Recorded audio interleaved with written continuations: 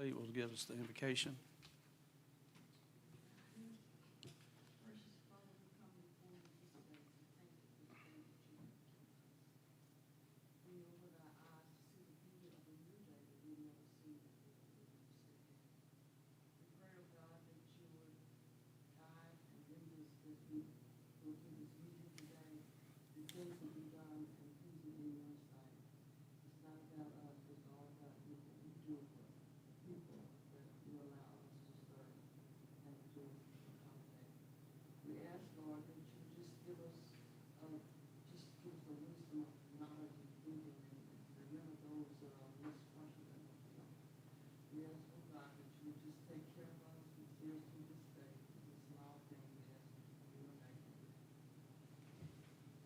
Guess I can put my glasses on. All right, approval of minutes, July 28th meeting. A lot of minutes. Chairman, I was an attendee present at those minutes, and it doesn't show that, so I'm going to add my name to there.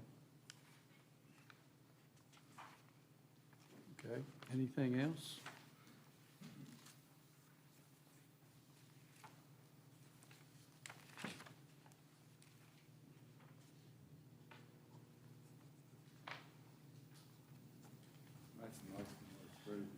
We have a motion to approve the minutes.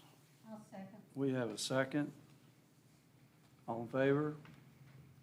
Unanimous. Minutes pass. Financial report. Yeah, the financial report's in your packet, and I'm gonna sit down here and do all this. Lisa's out for a while, so I'm gonna try to take the minutes down here too and do these cases. So I'm gonna stay down here and use the pointer. But financial packets, or financial reports in your packet. I'll be glad to answer any questions. It shows the July first month revenues, expenditures, whatnot. If you have any questions, I'll be glad to answer any questions on the financial report.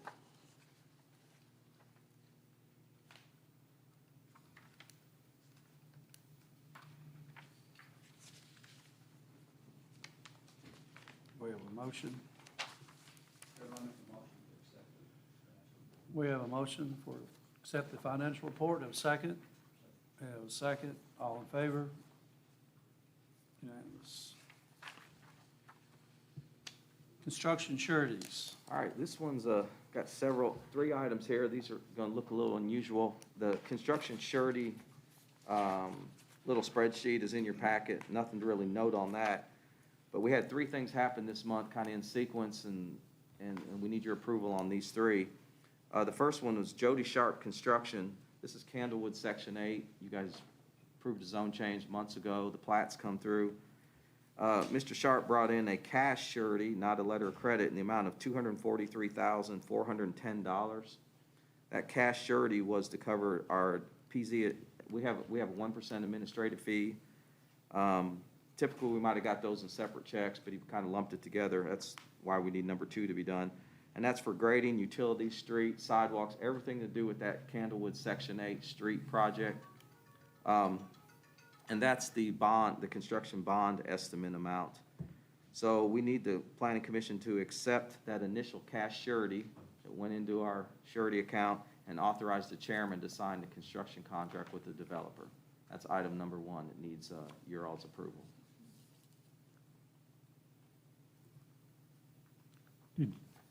Did you want to lump this together or take these individually? I think we ought to do them separate because this next ones are releases and they're really separate actions. This is just accepting that first letter of credit and that, or that cash bond and that amount. It's already been deposited in our bank account and our surety account, our standalone account. And we need to accept that before we can technically release back. Okay.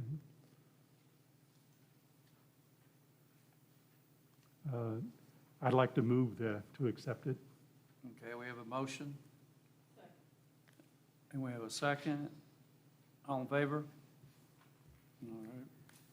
Then the next Pass. two, I think, could be done together. These are actually now 2 releases. So again, that cash bond came in here on August 16th. You guys formally now have accepted it, and we're now ready to do a release. The first release is for that portion that is our administrative fee, and that'll be transferred from the surety account into our general operating account. the amount of $2,410.36. Again, that's our admin fee. Number 3, Mr. Sharp's been rolling out there at a probably record pace on this road project. Josh Morgan's here. Him and some of his staff went out there already and inspected, did an initial inspection. There were 19 items.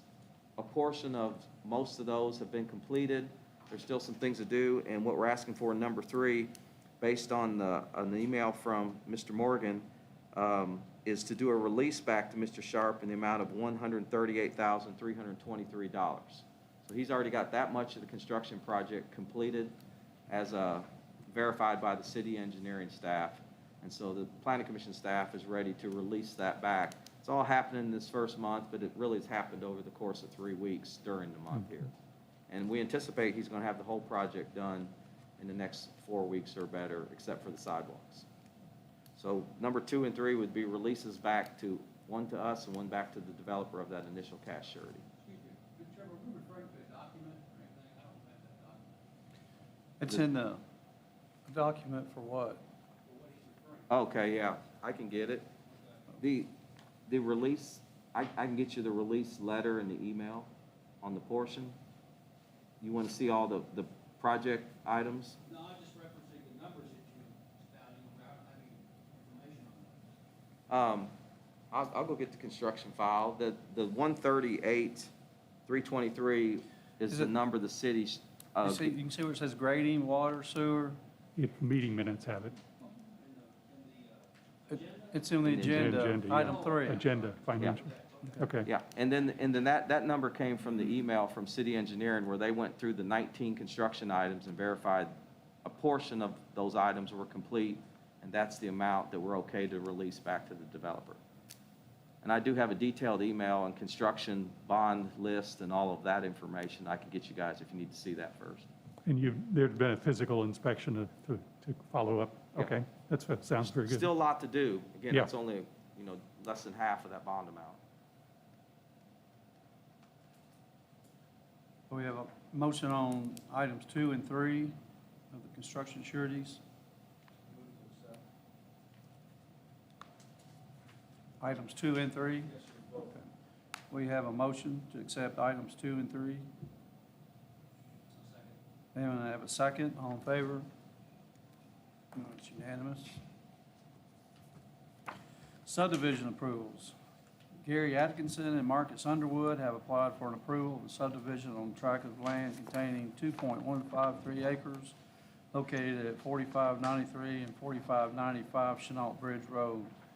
Property is zoned agriculture. All right, again, I'm gonna do all the plats. The first plat, again, you heard is at 4593 and 4595 Chenault Bridge Road. It's 2.153 acres and 2 tracts, and we're creating tracts B and C from Underwood and combining a portion of that with tract 4A Atkinson, which is tract 4B. That leaves 0.888 in Underwood, and we're creating an access easement across 4B for the benefit of Sloan. Vantage is the surveying firm, engineering firm. Property, as you heard, zoned agriculture, and there's no corrections to be made on the plat.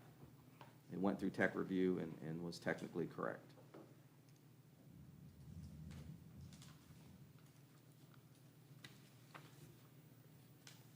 Do you want to do these all as grouping, or would you like to do them one at a time? Honestly, However you guys want to do it. We can do them, I can go through all 6, and then you guys can let's just approve run all through them 6. real quick one at a time. So we've already got that one. So we need a motion. Got a motion, and a second. All in favor? Motion passes. Number 2, Darrell and Elizabeth Johnson have applied for an approval of a subdivision on a tract of land containing 4.952 acres located at 50 and 60 Tar Lick Road, Parksville, Kentucky. The property is zoned ag.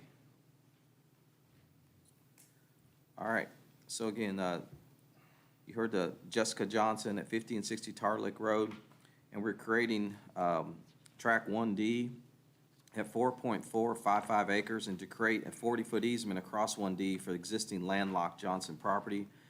Daryl Johnson's properties will be combined. Again, Vantage is the engineering survey firm, zoned ag, no suggestions, and there were no utility signatures required because there's already existing structures. And that exhibit's kind of up on the screen. You don't have to spin around, but there's the shaded area shows the easement that's being created and the way the tracks are being realigned to add a piece to the landlocked property to the south. I'll be glad to answer any questions, and Kendall's here if you guys have any questions on this plat. Went through tech review, and it's correct, technically correct on all aspects.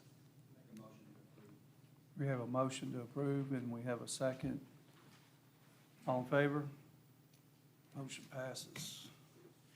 Number 3, Team Leader LLC has applied for an approval of subdivision on tract of land containing 7.205 acres located at 0 South Danville Bypass, Danville, Kentucky. The property is zoned highway business. Alrighty, that plat's right behind you, and I'll point out, this is a kind of unique plat, but it's pretty straightforward, but there's one item that's hard to identify. This is the bypass, and Lowe's is up here on this side of the property, right over Mr. Boyd's head. Right over here is Lowe's. KFC's right up here. This is the property that sits next to Lowe's by the water tank, and they're creating this parcel right here, an outlot. That is a right-of-way strip of where May Boulevard ends right here. This would extend the street to this point and create 2 tracks on that property that fronts on the bypass and May Boulevard, which is over by Lowe's. So this is a preliminary plat to create that lot, both those lots. That is going to be a future street, so this is what we call a major plat. The only note we had was there needs to be an easement shown on this portion of the plat. Mr. Mays already, I think, communicated that to AGE Engineering, that he wants to see an easement that connects the state right-of-way to this road in this area, and that was a correction that needed to be done on the plat, and that's still, we haven't got that turned in yet from the survey firm, but that's the only correction we need, and that's fine with us. We've seen the draft version of that shows the easement through there. And the plat's technically correct on all other aspects and is ready for preliminary approval, or final approval by the Planning Commission.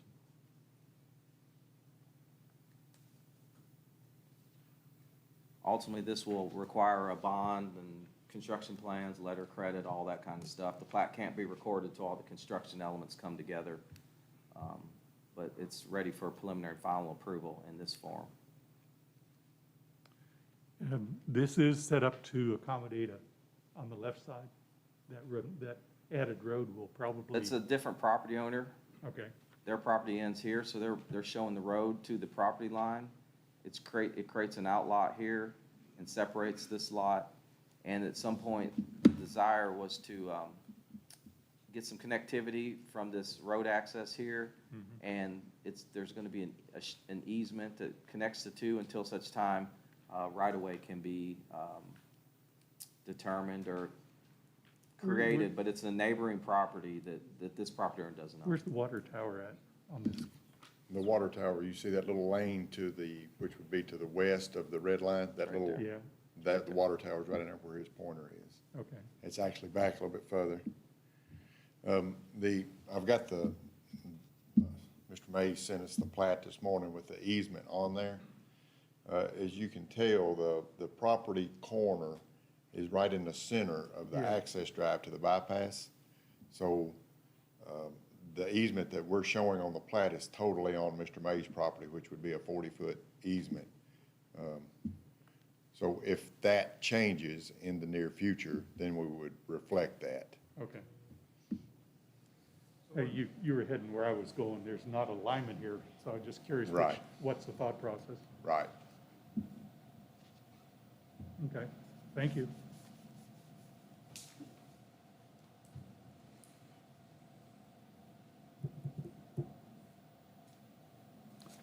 All right, Commissioner Boyd's made a motion. I second the motion. And we got a motion, got a second. All in favor? Motion passes. Number 4, Robert and Barbara Shepperson have applied for an approval of subdivision on tract of land containing 7.408 acres located at 0 Brunkfield Road, Perryville, Kentucky.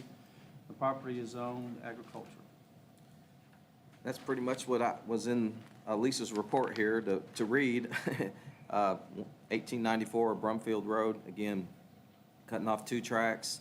No utility signatures are required. And again, it's just a separating this off the parent track. And you can kind of see the, yeah, 1 track. Right, it's 1 track, but it's, well, I'm sorry, she called it track 2. It's named track 2. And it's correct and ready for final approval.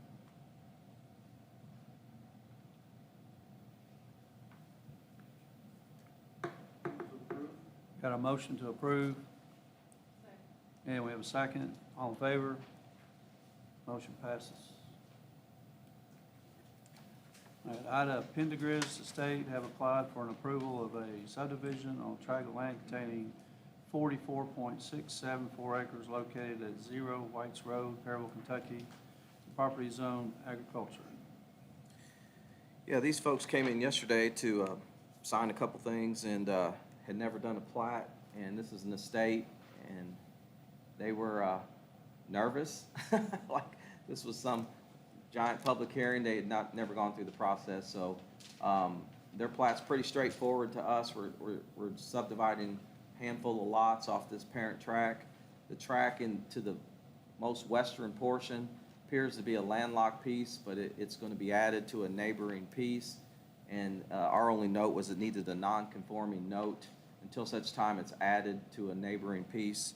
But again, that we're creating 4 tracks that total 44.674 acres. One of the other notes is any structures that are on the properties need to be shown. And then again, the access for track 4 needed to be noted or a non-conforming note put on there. Dale's here to describe what this has evolved. We've looked at it in a preliminary fashion at tech review, and those are the only notes we had, and AG and the property owners have fine-tuned that slightly. The corrected plat is probably in his hand, or we got it yesterday. You got it. Yeah, you got it yesterday. Emailed to me, right? Yeah. And a copy. Oh, yeah, late in the day. Yeah.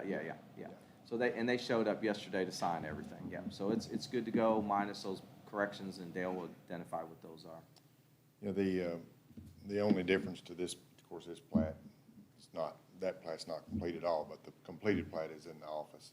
The only difference is the track, I think it's track number 1, the 2-acre track. The niece or the granddaughter of Miss Ina Pendergrass acquired that track from her several years ago and put a mobile home on it with a foundation.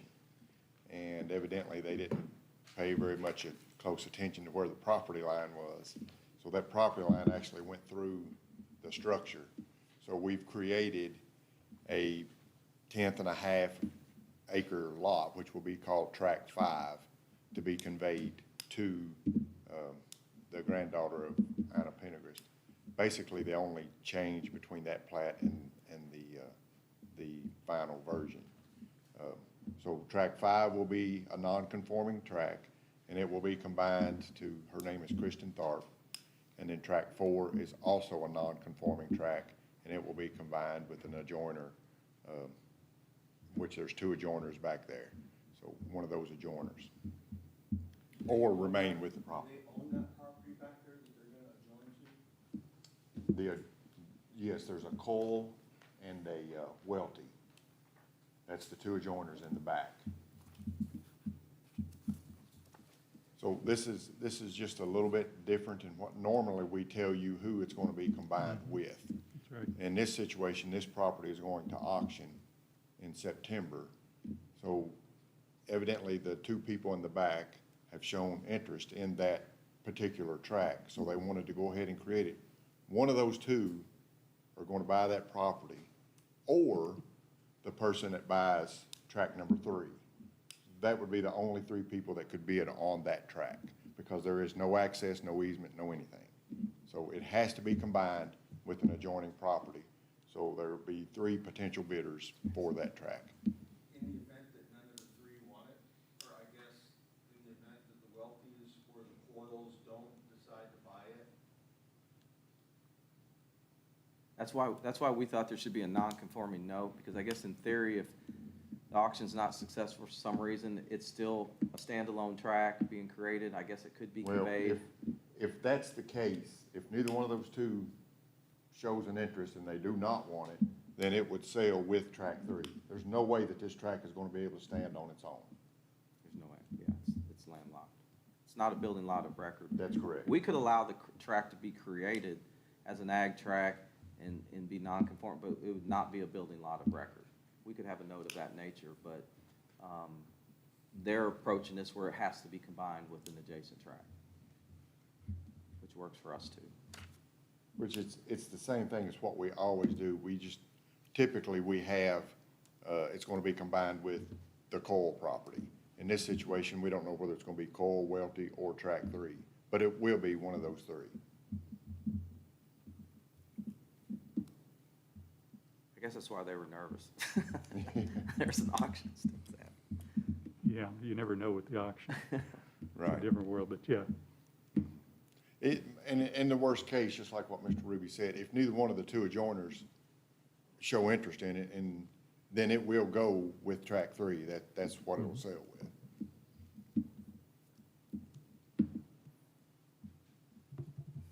Is there a way to put, because we're looking at plat recommendation here that, track number 1 has an amendment to it that's not showing. And a note that ought to be in here, is there a way to? Well, that's what you guys are adding conditions on it right now. It's gone through preliminary approval. This is final approval. Any decisions you all make, that was the preliminary plat, and since that, they turned in the other one yesterday. We required the buildings to be shown. That's what showed the lot line issue when they went out and figured out where the mobile home was and why another sliver had to be conveyed. What he's calling track 5 is actually just shown as, the sliver, it eventually is being conveyed with the other property. Is that plat in here, or is it in there? It's in there. I can get it and let you guys see the revisions. They're fairly minor.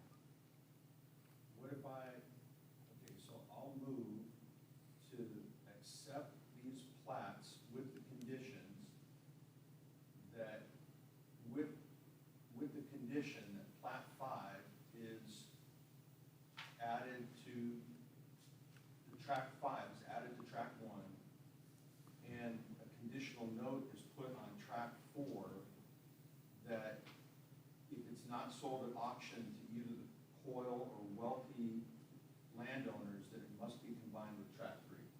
Yeah, and that's on the final plat that's in there. Yes.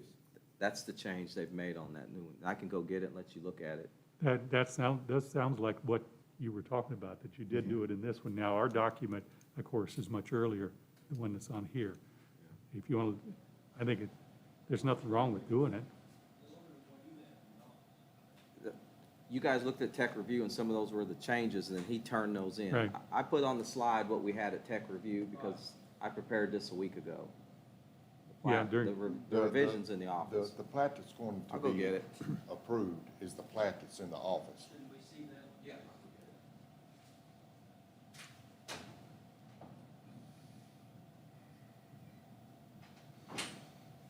And if you guys will take a look at it when it comes back and see if it meets what we need, that'll answer my question too, satisfy my interest. We don't have to take that full tech review again? Well, during the tech review, we did identify that these were the topics. Henry, would you like to address that, Henry? I don't believe it does need to go before tech review. Tech review is an advisory body where these kind of changes come about, but you can ultimately make those in one fell swoop at this meeting.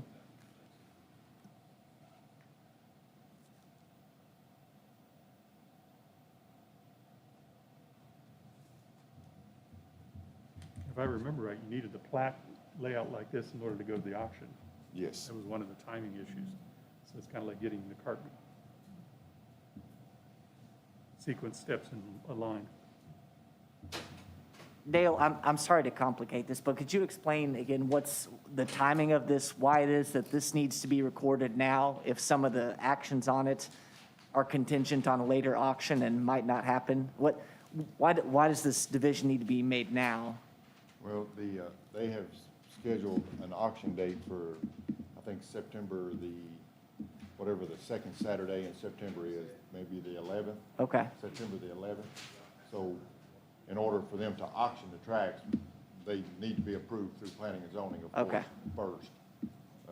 So that's the whole purpose of that track 4 is evidently there's pretty good interest in that track Right. between Coyle and Welty, Okay. I suppose. all right. So that's the reason they want to create that track. Track 5 is just a little tiny sliver of a pie. Where's that? Okay, so I see it here. It's coming out of Kristen. No. It's getting added. It's getting added from who? Park?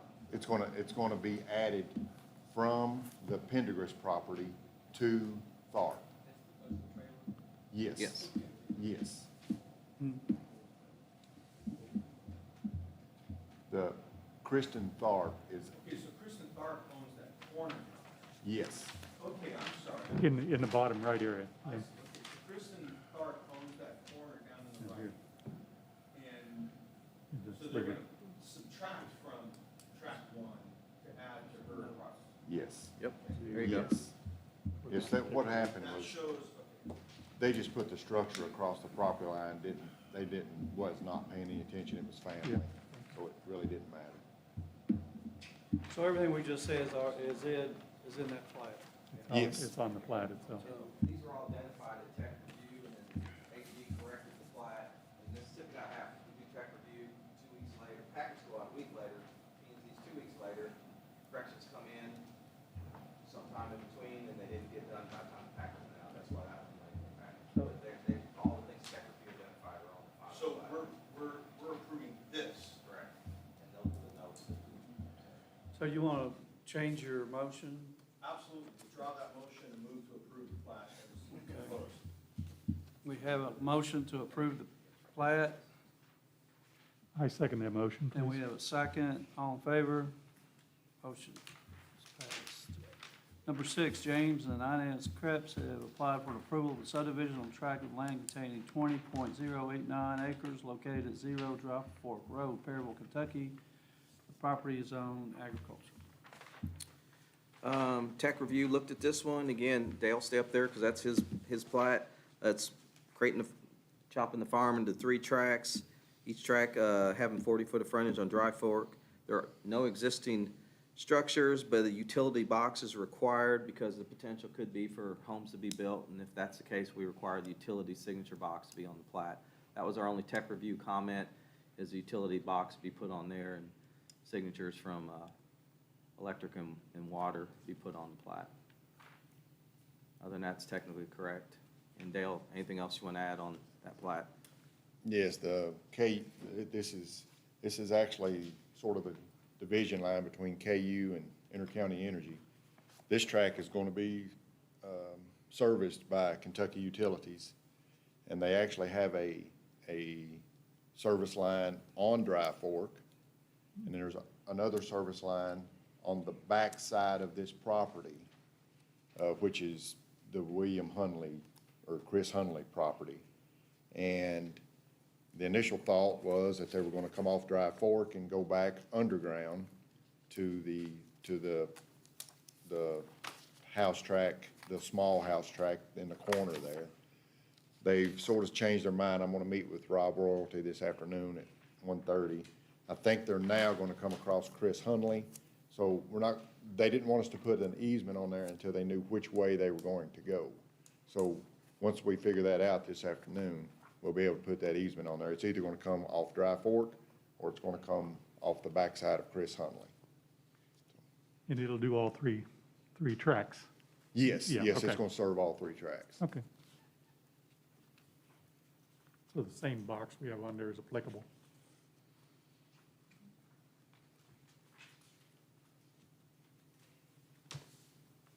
All right, we have a motion to approve. Where's the second? And we have a second. All in favor? Motion passes. Thank you all. Thank you. Thank you. All right, we're going into the public hearings. Danville Architectural Heritage Board has filed an amendment to the City of Danville, Kentucky Historic Overlay District Design Guidelines. Yeah, this is a kind of a unique public hearing, and it's less about probably things we may be concerned about, and more just if the public's here to make a fact finding, and we would be creating a record to forward to the city. The Architectural Heritage Board is in our downtown historic district, has specific design guidelines. They're relate just to the historic district for buildings and signs, and then there's a section in those design guidelines called public art. And there's been a little bit of debate in the community about murals, when they should occur, how they should occur, and their design guidelines were revised, I think in 17 or 18. The zoning ordinance and the city's ordinance require you guys that be a part of that public hearing process. So the public art verbiage has been revised for downtown murals.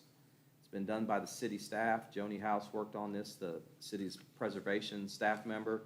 It's gone to the Danville Architectural Heritage Board, has reviewed this, signed off on it. We're just a step in the process before it gets to the city commission for final approval. And the verbiage is right in front of you on how murals would be handled in the downtown area.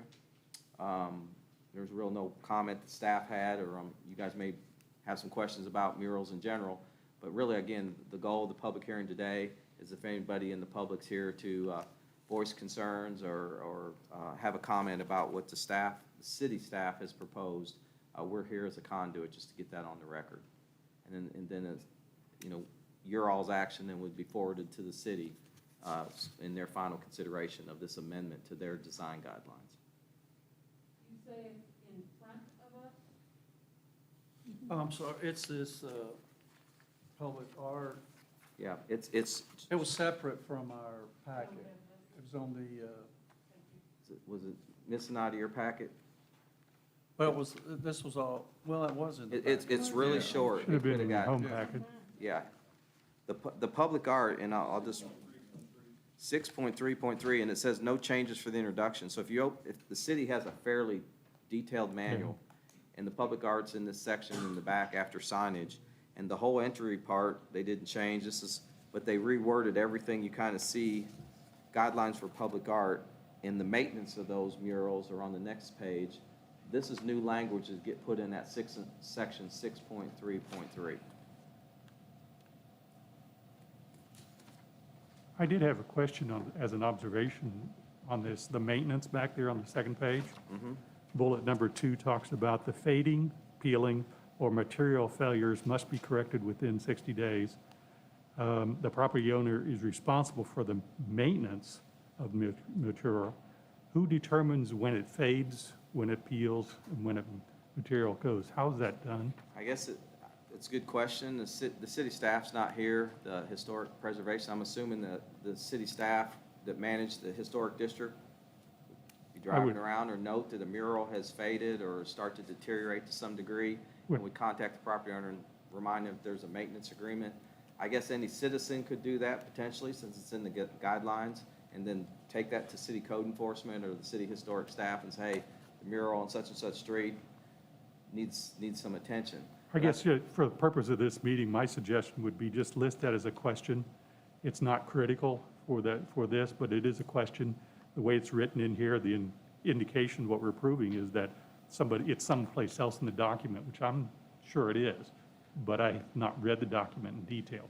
The formal process I've seen, a mural would have to go to the historic board to be approved and get what's called a COA. There would be a maintenance component of that has to be fairly formal, that the board would be signing off on with the property owner or the artist, I think, saying, look, these things have to be adhered to a building a certain way, they have to be maintained over time.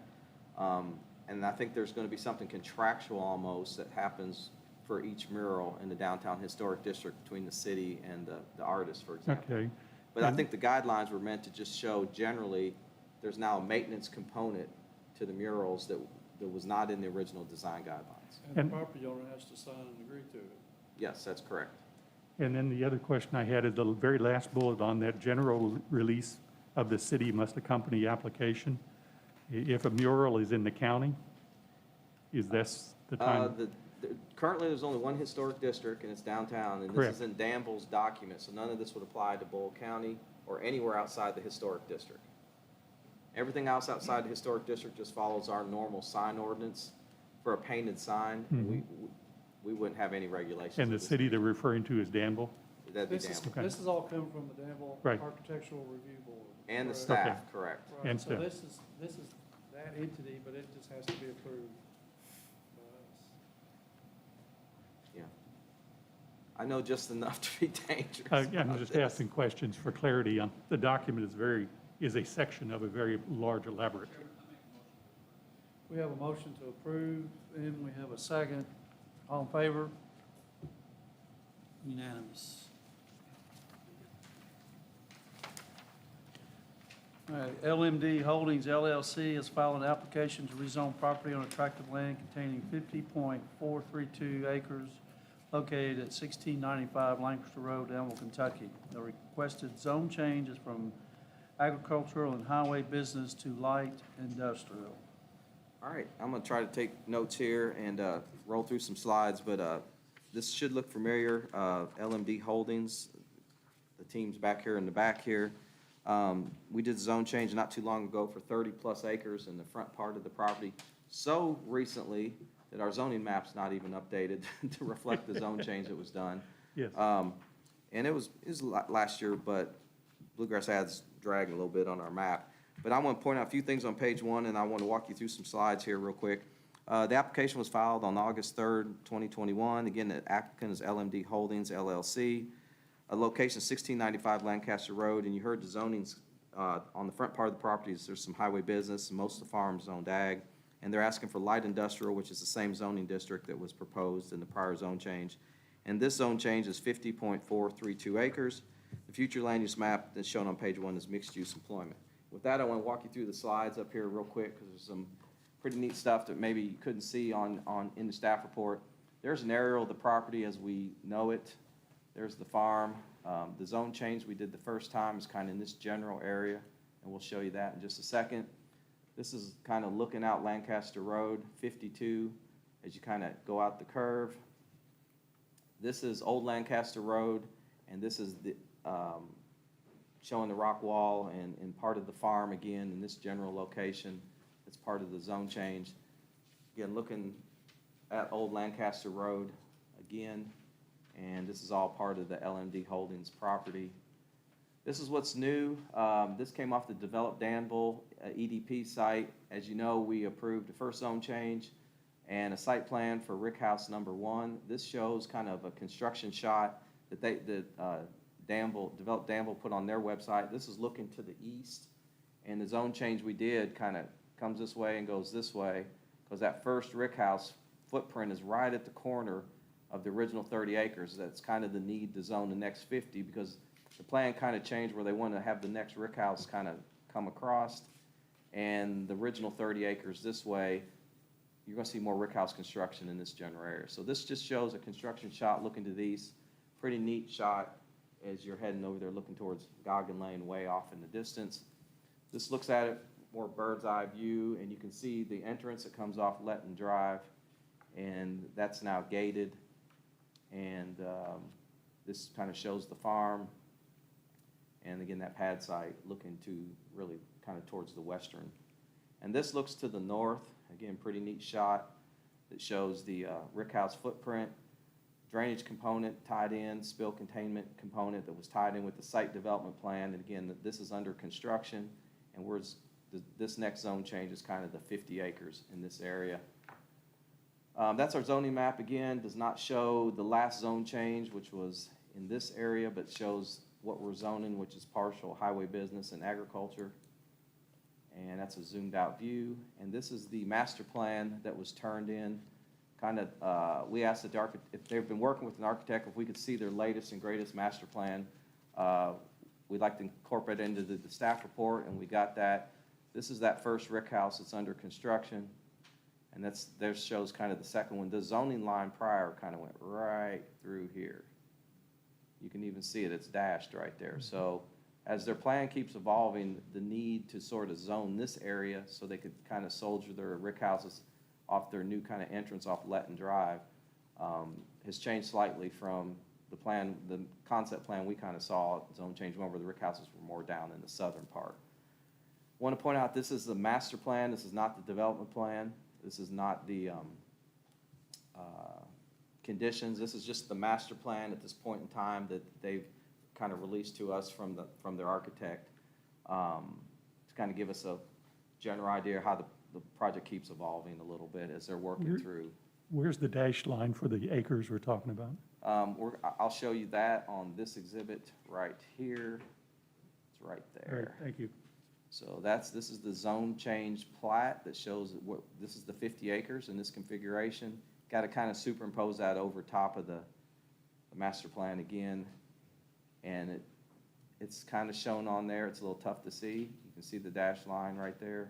That's why it jogs out. This is the area that shows kind of the distillery, the bottling, and the designation of a chocolate factory. We'll let the applicant get up and talk a little bit about some of those components. The rest that you see depicted are rick houses in that particular location and layout. So And what is, number 9 and number 8 are not part of this today? They're not, yeah, they were pointed by reference because I think that's Right. come up before about the house Right. and the barn. They're not part of the zone change, but they showed them on the master plan, and at least numbered them so you could get a reference point on what's what on the property. I want to go through the staff report a little more formal and then come, Can I ask you a question yeah, before sure. you do that?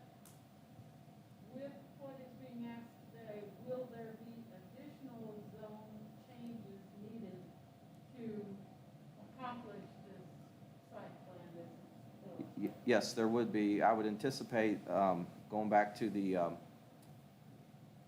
at this point, this is kind of the industrial side of the property on the western side where the rick houses, the distillery, the bottling, the chocolate factory, all kind of fall in the light industrial zoning district, and it's needed for those type of uses. At some point, the visitor center, the house, the tourist component, there's been talk of other parts of this, restaurant, whatnot. Those would potentially be more of a commercial style zone change that we'd probably see in the future. So it's anticipated there would be more zone changes, more, and possibly of a commercial nature as opposed to an industrial nature. This sort of encompasses all the industrial style components of this master plan, and we'll let the developer talk about some of that, but I think there's kind of a whole plan for some of the center to the eastern part of the property to some degree. So they're just zoning the western portion to move forward with their kind of timeline on development, which is the industrial portion of this overall project. Is it usual and customary to request zone changes in a series rather than if you have a plan overall, not to request? Yeah, I'm not sure. I'm not sure there's one style, one way or the other. I'd have to look around. The area over by Cattleman's, for example, it's been zoned piecemeal like that, kind of project, bigger swath, smaller swath. There's some projects where it was all zoned. The property we just showed where Lowe's is and all that was all zoned at one time, but it's being developed in portions, site plan to site plan. I can't say consistently it's been one way or the other. It can be done either way under the authority of our ordinance. We don't dictate you have to zone your entire parcel, and I don't believe the state law does either. Applicant chooses to zone their property, either all of it or a portion of it, and then they have to follow the process of the public hearing. Yeah. So with that, let's jump to the staff report, and then I'll walk you through some other exhibits and come back to this because I want to point out a couple things. Page 3 of your staff report does reference the zoning ordinance and section 310.3E and 311.2, which again talks about general development plans. A general development plan is a requirement to come in with the zone change, and that is commitments on the property either in a written or graphic form. This is a master plan. This is not the development plan. The development plan the applicant submitted is in a written form, and those 3 conditions are listed on page 3. Numbers 1, 2, and 3 are listed. They're similar in nature to the prior zone change for the industrial portion. And then there's a fairly long narrative that they submitted, and again, I'll let them get up and talk here in just a second. That starts on the bottom of page 3, runs all the way through page 5. And then that master plan is shown on page 5 that we got literally the day the packets went out. It was submitted that Wednesday, and we basically stuck it in the staff report so you guys could get a look at that. Comprehensive plan verbiage is then outlined on page 5 and 6 and 7, 8, 9, related to goals, objectives, future land use map, and some general items when an industrial rezoning occurs on page 8. And then the future land use map shown on page 9, and some staff items of concern are on page 10, and I want to jump into those real quick and go back to these exhibits. So one issue that has been brought up, and we just want to point out, is there is a highway project that's, the state is planning somewhere on this property. It's in this general western portion of this. I'm gonna let the applicant get up and talk about that, but there's been a comment relayed to us that this master plan does not show the highway project or an alignment of the highway project. Our comment, the staff's comment on that is, I think the developer is aware there's a highway project being designed. It's in preliminary design. They've been in contact with the state about an alignment or a general location, none of which has been released to the general public, or at least that we're aware of a specific alignment. All we sort of know is it starts out here at the split of 52 and goes Pike, and it's gonna make a touchdown somewhere on Main Street in this area. So it goes through the property in some location in this area. And the comment was that that road alignment should be reflected on this master plan. Again, the developer is working with their architects, and they turned in what they know the master plan is as of today. I'll let them describe all that. You're saying we'll get a little more detail to better understand that? There clearly is going to be site plans in the future. Yes. The state's involved with a road plan. If there's going to be a highway through there, it's going to be between the property owner and the state on that alignment. But as far as what we can show or we can require at this point, we've asked them to turn in a master plan. That's the master plan. We've got development conditions that are more general in nature to understand the scale of this zone change. And there's some other items that were requested, and all those items were submitted. So with that, we'll just kind of walk through those real quick. The master plan was asked to be submitted. We got that in. There's the future land use map. This is the exhibit that our comprehensive plan has. The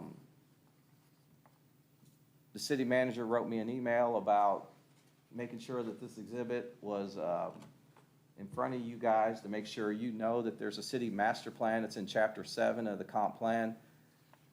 Everything you see in green are proposed new collector streets all over the community.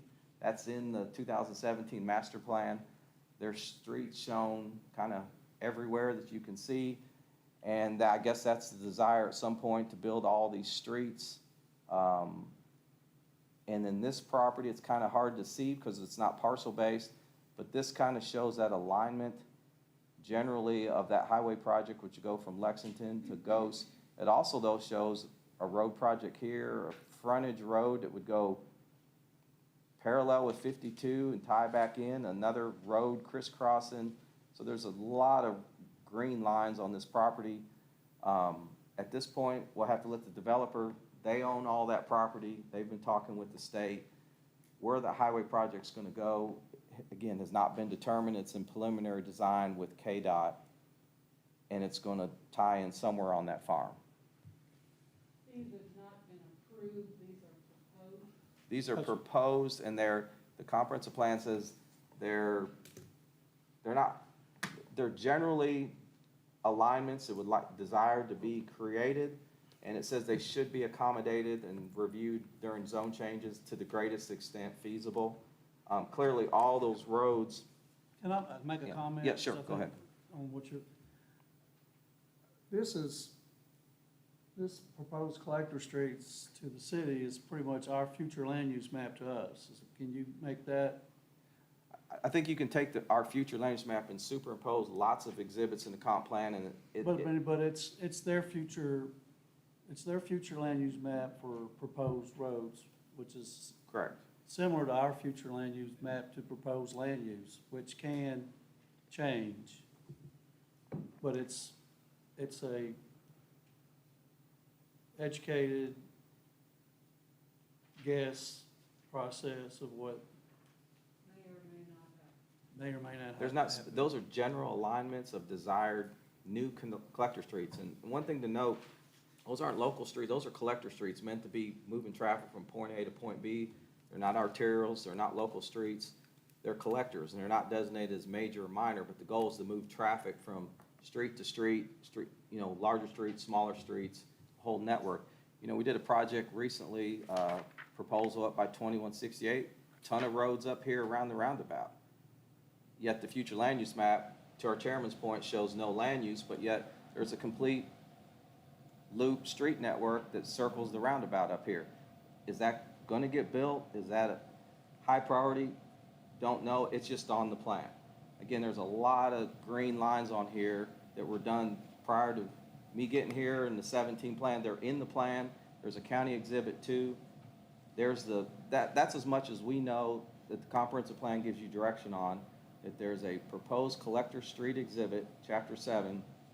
There is a future land use map that you all know that we have, which shows this property as mixed-use employment.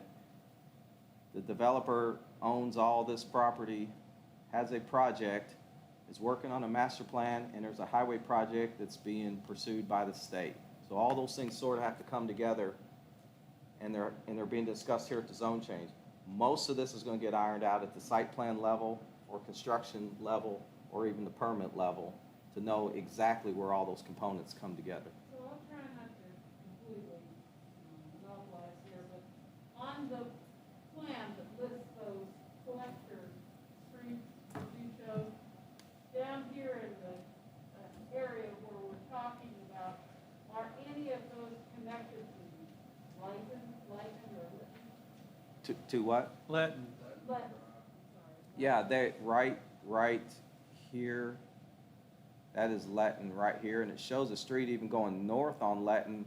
The central seal is right there, and it shows a street north of Letton. What's actually happened is, my pointer's not straight, but their entrance is now, see that little, looks like a loop? That's Letton to David, central seal, AT&T. This shows a street going through the north part of the farm and hitting north of that street network, and another street coming through the back there.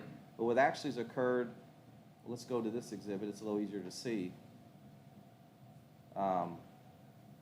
What actually has occurred is their entrance that they've designed, that's Letton, and that's where the road kind of turns and bends around. There's a proposal to show another street that would come this way and tie back in, but their construction entrance now, main industrial portion, is right in this location. And right, that road, that north-south green collector road bisects that, Correct. proposed Right. bisects that Right. and that access right. Again, we don't know the exact location, but it appears it's kind of in here, heads that way. Another street then is shown that comes off this way, connects in up this way. Again, all we know today is there's one rick house under construction. I want to get to the next exhibit because there was a geological analysis that sort of shows another snapshot of really what's kind of happening on the western part of the farm that probably is something the state's going to have to consider also as they design a road network through that area. This is a great shot just kind of showing that north-south corridor where there's going to be a project somewhere through there. So let's kind of get through these other exhibits and you kind of see the whole picture. That, again, that's in the comp plan, that's in chapter 7. That's the zoning exhibit. Traffic study, there was a discussion about traffic study, requirement if they meet 500 trips. Vantage Engineering did this in 19, from Kendall Wise's desk that they don't feel they generate the traffic to require a full-blown traffic study. Comp plan suggests a traffic study if you meet 500 trips. He modeled this on our current distillery operation that we have out on Lebanon Road, and the trip generation, from their perspective, didn't meet the 500 trips. I did notice, though, that this is 2019 study. Yeah, And, you know, it came in just before the prior zone change. Yeah. Before. So this is what we call a trip generation document. Right. At some point, the way we kind of do this, a traffic study is required if you meet a trip. The developer will say, these are the trips we think we're going to generate. We rely on the city engineering to say, here's the trips we think it'll generate. If we're at that 500, we need a traffic study. And the traffic study can happen at the zone change level, can happen at the site plan level, or can happen at the permit level. That Yeah. may be the type of condition we might need to add, that if at some point we need to do a traffic study, maybe we do it at the site plan level, but we did not get a traffic study at the zone change level. I guess that's what I was leading to. Yeah, we do have to do this at some point. We I may. I do also suggest that particular road, Old Stanford Road, there's a school on there, there's a football stadium, Danville Football Stadium. Both have significant traffic, but at certain times. So what's interesting, Commissioner Collier, is the traffic study, it says you're supposed to do a traffic study. Now, the scope of that study and who sets the scope and how far we study is really a coordinated effort between P&Z, city engineering, Right. or county engineering for the county and the developer. At this point, not sure what we would study until we trigger the need for a traffic study. That Right. really comes from us. Number two, the fact that there's a state highway project being built Yes. may negate the need for a full-blown traffic study, since it's such a major improvement in the works. And the next issue is really, this is KDOT's road out there too. Right. So we'd have to talk with the state and see if the traffic study is something they desire. A lot of times when you already have a road improvement in the works, there may not be a need to go out and do a traffic study that would suggest a road improvement, for example. Right, and So you have basically said what I'm doing. It needs to be looked at again it needs to later. be looked at, and we may need another condition added that at some point the developer commits that there'll be a traffic study if required, maybe at the site plan level, at the permit level, if we get there. But the state highway project's such in flux that really, Kendall generated what he knows Mhm. this type of facility would generate in traffic as far as just the industrial component of rick houses and bottling. Right, And those are the numbers. When you bring in the whole development, the tourism component, obviously the numbers would be different. and that was the latter part, which is the consideration going to, if you do have this, the access point for the tourists, the visitors, Yeah. they'll be intersecting that road. We need to consider that And that may factor. be what the type of traffic study we need Exactly. at that level. So that exhibit was in your packet. They're on the screen there just for illustration purposes. You all had that in your packet. This exhibit, there was also a request for a utility plan. That utility plan was in your packet. Also, the comprehensive plan suggests these other documents can come into the zone change. That was in your packet. And that's part of the utility plan. There was also a request for a geological analysis. The comprehensive plan suggests a geological analysis can be required when it's determined it's needed. The developer turned in the geological analysis. It did not go out in your packet, and it's noted on the staff items concerned. It was at your desk this morning because we got it just the other day. And hopefully you guys all had time to read it. So that is actually at your seat. And there were several exhibits in there, and that gets back to what we were just talking about with the road project.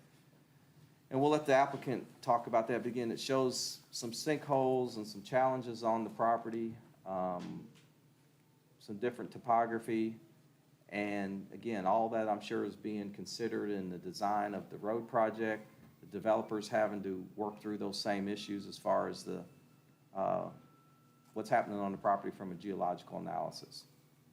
So again, all that's in there. That's really kind of out of our expertise, some of these technical engineering exhibits, but they're all in front of you guys to consider with this request. And going back to page 10 of the staff report, initially we got an email from the city about some of these issues, and all those items were turned in by the developer and were in your packet except for the geological analysis, which we got just the other day. And when it was finished, we brought it here to the meeting so you guys have it. And I understand, you got a good image here, because this geological analysis is for the whole property. Yeah, it was, the whole For the property entire, was the studied. entire property. Okay. So, want to point out on page 11 of your staff report, again, KRS 100-213, this is in the law, findings required for proposed zoning map amendment. We don't dig into this too much, but again, we'll just read it. This is what's required of the planning commission when a zone change is in front of you. Again, there's nothing in the state law I'm aware of that says a zone change has to be all the property or portion of the property. Applicants choose to zone their property. They file applications, and then you all have to make a finding based on this state law right here. And it says, before any map amendment is granted, the planning commission or legislative body or fiscal court must find that the map amendment is in agreement with the adopted comprehensive plan. And I'll stop right there. It doesn't define, doesn't say future land use map, doesn't say chapter 1 or 6. It just says comprehensive plan, as you all know, is all 10 chapters. and it just says it has to be found that it's in agreement with the comprehensive plan. And you all have the authority to kind of pick and choose what portions of that maybe weigh higher or weight higher than others. It also says, or in the absence of such a finding, that one or more of the following apply, and such findings shall be recorded in the minutes of records. So what's interesting, as just a quick findings issue, the state law allows you all to disregard the comprehensive plan in some circumstances. And if you choose to do that, you have to make a finding on those items A or B that we know as the inappropriate zoning or major changes argument. So the state law is kind of interesting. It lets applicants pursue zone changes under different tracks, allows you all to make findings under 3 different tracks, one of which is finding that meets the comprehensive plan. And if you all choose to disregard it and use another finding, you have that option. But you have to make your finding under one of these 3 ways under the state law. That's why Henry's here. He'll help you with all those motions and findings if you get to that point. And again, all those documents are in your staff report. Applicants here, and then our cookie cutter starter motion up or down is on page 12 that our attorney here will help you guys with, depending on which direction you go on the application. Again, applicants are here, and I think they have some comments. City engineers here that assisted us in several of these exhibits and reviewing those, so be glad. If you guys have any questions of me, the city, staff, or the applicant, we're all here, but I think they have a comment in general. Okay. Does anyone have any questions for Steve in particular? I do, Mr. Chairman. I just wanted to ask to clarify. You said this landscape architect's drawing, the illustrative site plan, is not a development plan? It's according to their attorney, it's their master plan. Okay. Their development plan is that they submitted in a written form and it's signed as those 3 conditions. Well, but I believe we have to have something that shows the location and bulk of buildings, streets, ways, access points. Could this serve as the development plan in that regard? That's their choice. I think the zoning plat is what shows that. Okay. The zoning But plat without is the buildings. The zoning plat is the technical exhibit that came in that shows kind of what's on the property. Okay. It's the same way we did with the last zone change. Right. Our general development plan are the conditions on the site. Problem with making Matt, you're gonna have to go to the mic. Yeah, I'm sorry. If you please come forward, state your Sure. name and address, and then address the. My name is Matt Froberger. I'm attorney for LMD Holdings. The master plan, as you see it, is how the project is conceived at this moment. But as you know, these things change, so there's no way we could commit to placement of all the buildings as they are, because as you start to develop the land, things have to change sometimes. So It changes. This is where we would like everything to be, but once we get the approvals Could here, you state your name I'm- and address, please? Francesco Viola, Thank you. and, I'm sorry? Was it? Thank you. Oh, okay. Francesco owns LMD Holdings. Yeah, I own it. And also Luca Mariano Distillery, which will eventually be But developed. this is where we would like to put everything, but once we get everything approved, then Kendall and his team will do their work to, All right, I think you've answered this question. At this point, we're opening up the hearing for anyone who wants to speak in favor of the zone change. And if anyone who does want to speak in favor of the zone change, if you come forward and state your name and address, please do so at this time. And that would be you if you want. Oh, all right. You're- So I was going to answer any of your questions. So of course, we're in favor of the zone change. I think it benefits the community as a whole. We've been here before. Just the way and again, take it for what it's worth, I'm their attorney, so the designs and all that is up to them. But the way that this has developed, it necessitated us coming back for this zone change. It all goes with exactly what we talked about the last time we were here just a few months ago. We're just coming back now for the actual distillery portion. So we have big plans for the property. Big dreams, but you have to take them in steps. And that's why, to your point, we haven't done the entire property at once, because to zone a portion commercial, none of us can foresee the future. And if something happens with the distillery or we're not as wildly successful as we anticipate we will be, who knows what happens with the rest of that. So why would you rezone that now if it's just going to remain a farm? You'd keep it agricultural. And that's really the idea. As these concepts become reality for us, we're rezoning them. The city, we turned in what is legally required by the ordinance and the statutes. The city asked for more, and we scrambled and got it all done. I don't know that it's totally usual to give a a utility plan at a zone change, or even a geological analysis says should, it doesn't say you have to, but we tried to comply as best we could and got everything there.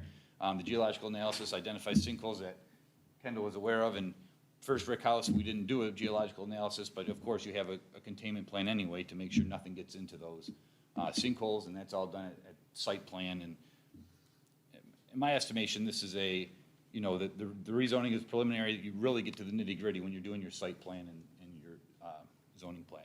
So. Anyone else want to speak in favor of this zone change? State your name, please. My name is Francesco Viola. I'm the developer, the owner of LMD Holdings, the owner of Luca Mariano Distillery, the owner of the property here. Just to kind of just talk about some of the things that were brought up today. We are aware that there is a road that is in discussion. We've done our best to talk and try to figure out where that road would be. We've gotten no reply. So I can't plan for something that is not there. And so there are many roads. There's not just the road that they're talking about going through our property, but there could be a bypass that could be pushed further to the east. And at this point, I've invested lots of money into this project, and I wanted to accommodate and try to work with this road, but I can't do anything without the help of those that are behind it. And so that's why it's not on here.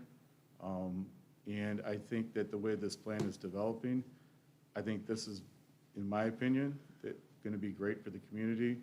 And I think a road hopefully will go somewhere else at this point, because we have so much now invested in trying to make our plans work.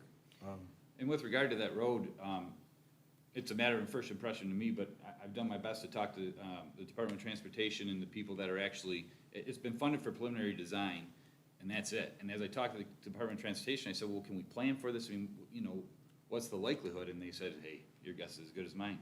These, road projects are trying to hit a moving target. That thing may happen or it may never happen. And he said, we have a place over in, I think you referenced Perrysville. He said the state owns, 40 acres, and they've had it for the last 15 years, and that road's never been developed. But, And one thing that they did mention is that it's probably wouldn't be funded for 10 to 15 years. And I can't wait 10 to 15 years. I mean. And you know more as these highway road plans come out each year, and sometimes they're in there and sometimes they go away. So I've learned a lot looking at those.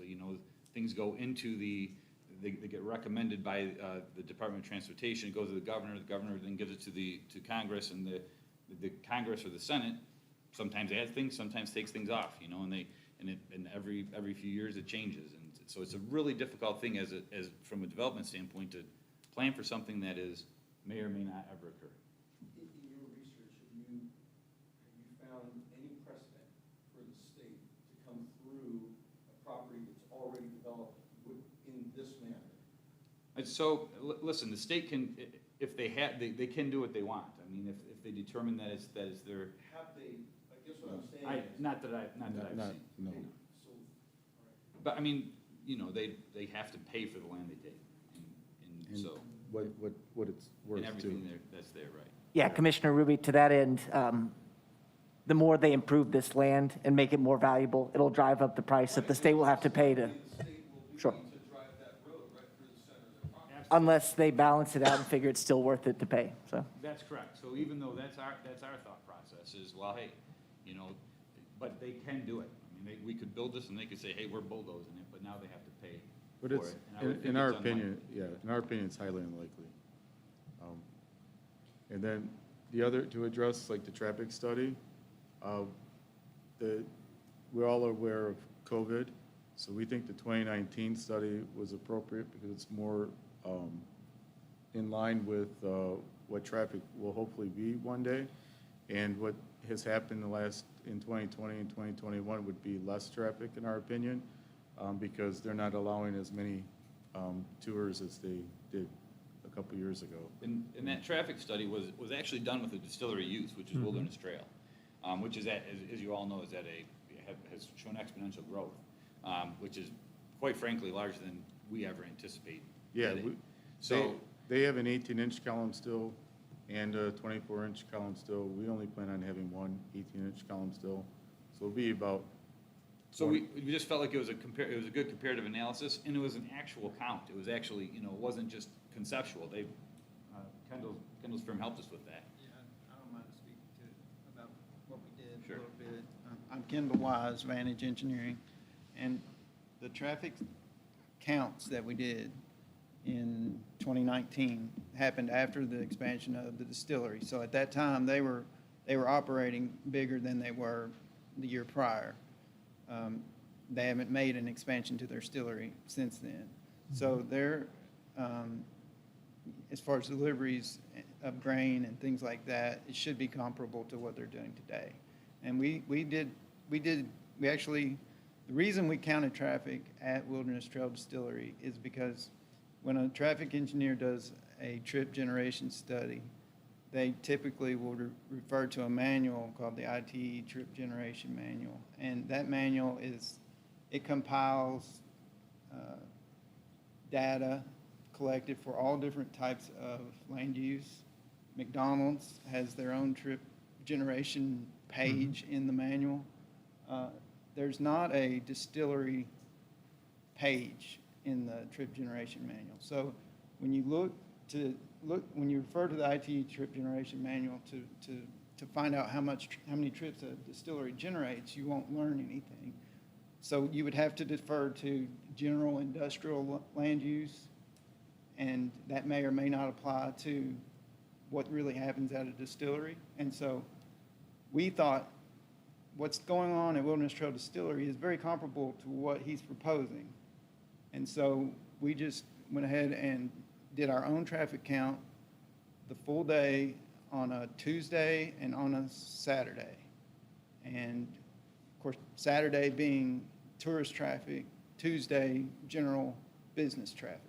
And we set up cameras and we counted every trip in and out at both entrances. And we compiled that. And it wasn't anywhere near the 500 trips per day that's required for the traffic study. Now, I don't understand why, everybody wants traffic study. Okay. I mean, what do you hope to learn? So, our projects, all the traffic's going out onto Letton Drive, sorry. Letton Drive is basically a city street built in an industrial park. It meets the standards. It connects to a state road, 2-lane Stanford Road. So where does our traffic study end? 5 nights a week, there's a football game at Admiral Stadium and the traffic's bad. I mean, are we going to impact that? I don't think so. Where does it end? And what if you, just theoretically, if our trips generated enough traffic to say that Stanford Road needs to be a 4-lane highway? I mean, are you going to expect him to widen the highway? I mean, that's not going to happen. If the state deems it necessary to widen their highway, I had a great deal of they're going questions, to chip but, in on that. and I don't disagree with what you're saying in a lot of elements, but recognizing that highway that you talk about out there, as nice as it is, can get congested. And I'm not in position to wanting to have any particular left or right. I agree with you. Coming out of your property on Linton is not going to be an issue. That's not where the traffic issue is going to be. More than likely, it'll be down next to the old Stanford Road and the traffic left and right. Now, that's a very visible area that's on there off of Linton arrangement on here, but nevertheless, it's hard to see. It's hard to get out sometimes, just because of nature was. KC Gymnastics is down on that particular one. If you've been there when they get done with their change with the kids at some point, there were a tremendous amount of cars. Tremendous in the sense you got 20 or 30 cars that want to get out, almost the same thing. The football stadium that we're referring to is more like 80, 70 or 80 if it's really up to par. I'm going to forego the situation of the COVID and the limitations we have, because that, in my opinion, that's not going to occur forever. We're going to get back to a full people going out and doing what they're supposed to do and how they're going to live. So we do have to plan the future. Now, I recognize pointing out here is that by us making a statement in this meeting about that concern of traffic patterns, although it's not directly related to your location, it becomes information available that the state can look at with their road arrangements on here the same way we are. There's some concern over traffic left and right on there. I live out that way and I travel it all the time. I travel it multiple times in a day. So I'm just reflecting a concern that I have in the traffic patterns. And I was obviously, and you've done a great job of explaining it, you used something in 2019 and the reason, the logic, and I appreciate that. Yeah, and I think Francesco mentioned COVID, just because it probably Everything more is reasonable to use data abnormal in from COVID. 2019 than it Right. is current. And it should be noted, I think, on that traffic study, we'd have to more than double the trips generated by Wilderness Trail to even get, and we still wouldn't be to the 500. And forgive me, but I'm not familiar with Wilderness Trail traffic. I don't see it. So I trust the pattern to what you're talking about. But I have to understand the comparison between that location and what location that we're at. That's what I'm trying to I get to. want to make a comment on that real quick too. So Kendall accurately depicted how this works. There's a trip generation manual. Someone's got to say, this is the trips the manual says. What's interesting about this project though is it's kind of segmented in a way where the industrial component now is heading towards Letton Drive. And the trip generation manual, when I glanced at it, I'm not an engineer and I don't want to pretend I know this, but the rick houses generally would fall under general warehousing. And then with the bottling and distillery, you might use a manufacturing criteria. So what you'd be looking at is warehousing is very low trips, but manufacturing is really depicted on the number of employees. That's how you look at it in the trip generation. So from that side of the property west, kind of like Kendall's saying, which is a little different than Wilderness, is that's really the industrial portion that's going to be served towards Letton, and it's really going to come down to how many employees are in those technical industrial facilities and the warehousing. It's the eastern side, when we get to that projects 8 or 9, and we get to the tourism, the retail, and clearly what's being planned is some of those may come out here to 52. And you're- That to me seems like we're going to be at that threshold. There's going to be a need for a traffic study, and if the state hasn't already done the Highway 52 project, I think it's going to be, a traffic study is going to be needed, and the developer's going to have to make a commitment on Highway 52 improvements in a segmented fashion until the state gets there. Right. And so that's where I see this kind of, maybe be 2 traffic studies at some point. And I think that's one of the big points that I learned today was a clear separation between those 8 and 9, which is the larger visitation characteristics. And we'll address that at a later time because it's not part of this arrangement on here. But I agree with you. That was when I came in here and read the pre-literature that you provided as typical for planning and zoning meetings. I was not clear on that particular timing element. So that's one of the key factors to understand. And everybody who's a visitor would love to see those other elements, but you got to get the basic structure in right now, which is what very important. And we're not talking about that many people working in this particular bottling and arrangement. We're not talking large quantities of people. I think our recommendation from the staff would be maybe a condition on this zone change that says if a future traffic study is needed with the development of this western portion, we get it at the site plan or at the building permit level if we need it. But clearly, when we get to the next zone change, I think we're going to be looking for a traffic study to either be submitted with the commercial zoning or that clearly the state has waived it off since it's their roads that we'd be impacting on the 3rd or 4th zone change. But for this industrial 50 acres, I think a traffic study, we're talking about trip generation here, not an actual study.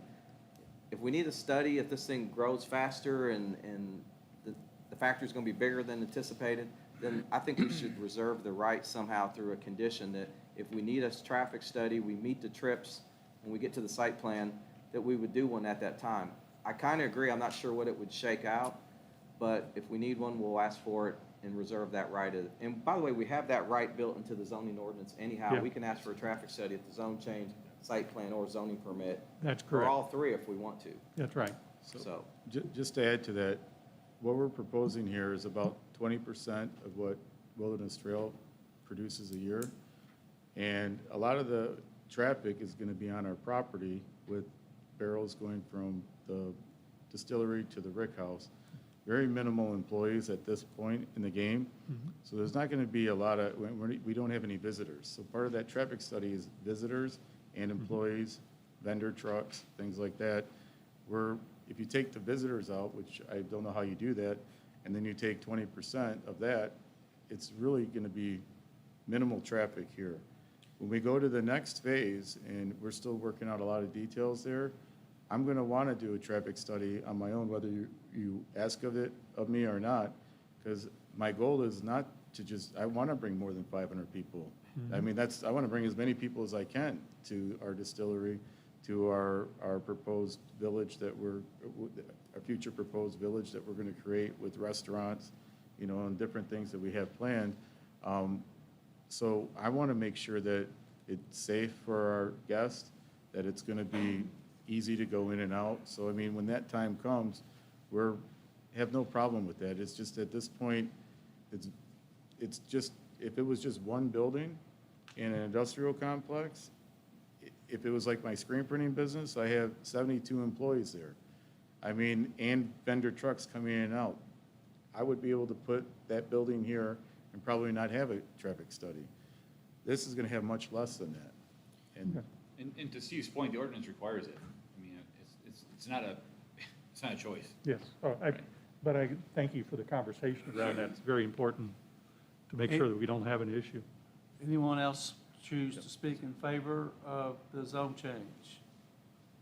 Are you gentlemen, the only thing I wanted to mention was about the house, because that comes up a lot, and I can't talk about it in the next phase of this process, but we do, it's really hard in the condition it is in to find the right people to be able to resurrect this home, and we have worked really hard. We've talked to multiple architects, and we finally feel that we're getting closer to a solution to it. I do have something I can pass around if you wanted to see it, but our intent is to restore the home and hopefully keep its historic value, but it's in bad shape, and we're doing the best that we can. We would have a patio out back. We'd use it as a visitor center, a bar, tasting room, and then we'd build a structure out back for bathrooms, storage, and maybe either bring in a food truck temporarily or have this structure also be worked as a kitchen. It's not connected to the home, but I mean, I can pass it around if you're interested, but the home is outside of and that's very important to mention. It's outside of the zoning part of this proposal, but it comes up a lot. And I just want you guys to know that it's our commitment, not only with this home, but with this entire farm. We want to do minimal development so that we can keep the historic value of this farm. William Crowe, his family founded Danville. This home is a big part of Danville. Where I just noticed today that Steve was showing where they maybe a part of the proposed road that'd go right through. We call it a shaker fence. I don't know what you guys call it, but there's a beautiful fence that we've spent a lot of time this spring clearing out the trees that needs to be restored, and we intend on restoring it. So it's like this fence, but it's going right where you put your wand, and that road would destroy that beautiful fence. So our goal is to restore all the fences, whether the visitors see it or not. I know that they're there, and they're important to me to be restored, to be part of this historic property. We have to make it a business. We have to make money in order to keep this property as a farm, but that's why we're developing it the way we are. And our intent is to keep the rest in the remaining part of the property as agriculture. This property the Grange used to go to Maker's Mark, and now it's going to us. It's our property. Caverndale Farms is now farming it. And so it's very important to me that not only with this piece of property, but other property that I intend on purchasing, it remains a farm to continue our farm to bottle, farm to table type of future that we're intending. But to your point, Mr. Baird, the house is not on the rezoning plat that's up for today. That's just kind of an ancillary discussion because we know it's important to a lot of people in the community, but it has nothing to do with the zone change for today. Yeah, thank you for the imagery. That's really wonderful to see. Thank you. Thank you. okay, Mr. Chairman, if you don't mind, I have one or two questions for the applicant, if I'm not interrupting something. problem. Okay. Gentlemen, as I see it, you've submitted all the materials in terms of an engineer's opinion on traffic study, the geological analysis. We've got what's legally required, so the remaining task for this body is just finding of compliance with the comprehensive plan. So that's that's the direction of these questions that I have for you. But you mentioned in your narrative job creation. I didn't know if you had any idea about the scope of job creation that might be involved in this project? Well, in this particular part of it, I mean, we will have probably around 10 people in the distillery, and some of those employees can overlap and help out in bottling. Some of those can also help out with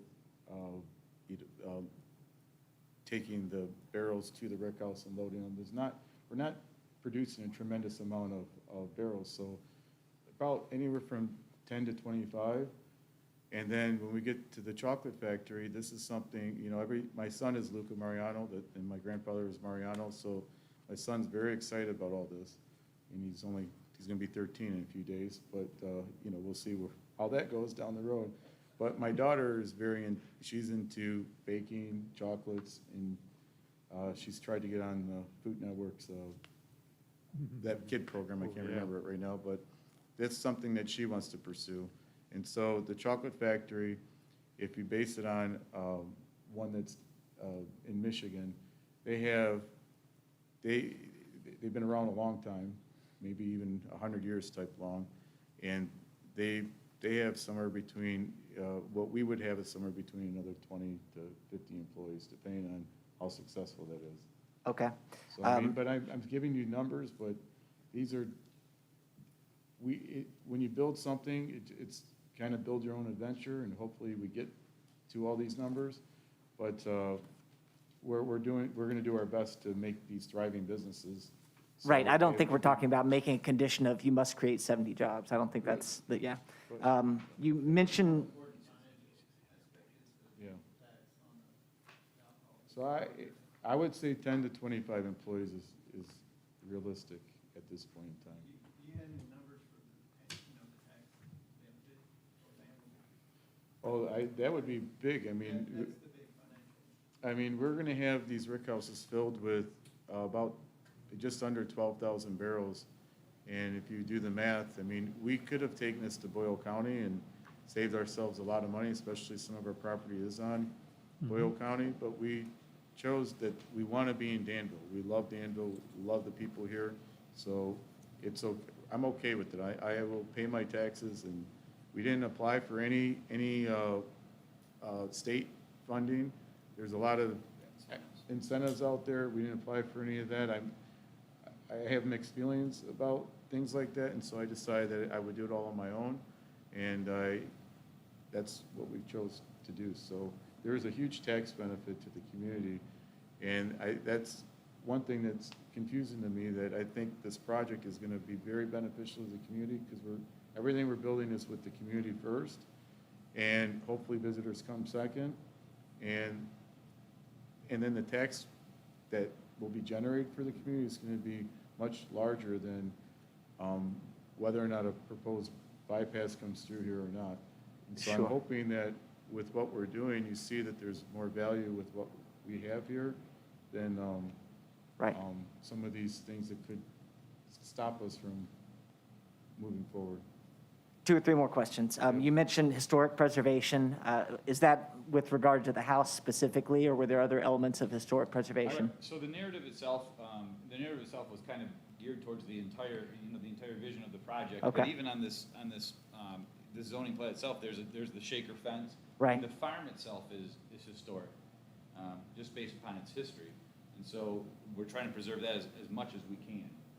Okay. And Guy Jones was on the property, he did bootleg, there are tunnels on the property, and so that does go in line with what we're doing, goes in line with what the history of the property. Right. If I could wave a magic wand, I mean, I would like to consider our farm historic and make it historic if possible, with whatever. We actually had some really early discussions with Joni House about that, whether or not we can actually get the farm itself listed as, instead of just the house, the whole farm listed on the National Registry for Historic Places. Okay. I think the last thing I want to ask about is promotion of green space, but it seems like maybe your development conditions speak to that. I think there was a 250,000 square foot building cap, and Kendall, the way that would relate to the whole property, that's 5 out of 50 acres, something like that, or? Okay, all right.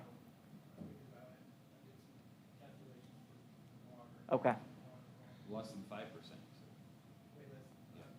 okay. Yeah, the intention is to preserve the farm. I mean, we're gonna farm it Yeah. for grains. It looks We good. have to have it. I mean, it's a big part of making Thank you. whiskey. Appreciate it. So, Thank you. yeah, thank you very Appreciate it. much. At this time, if anyone who wishes to speak in opposition to the zone change, please come forward, state your name and address. We'll wait to the end. Is there anyone at this time who chooses to speak in opposition to the zone change? All right, hearing none.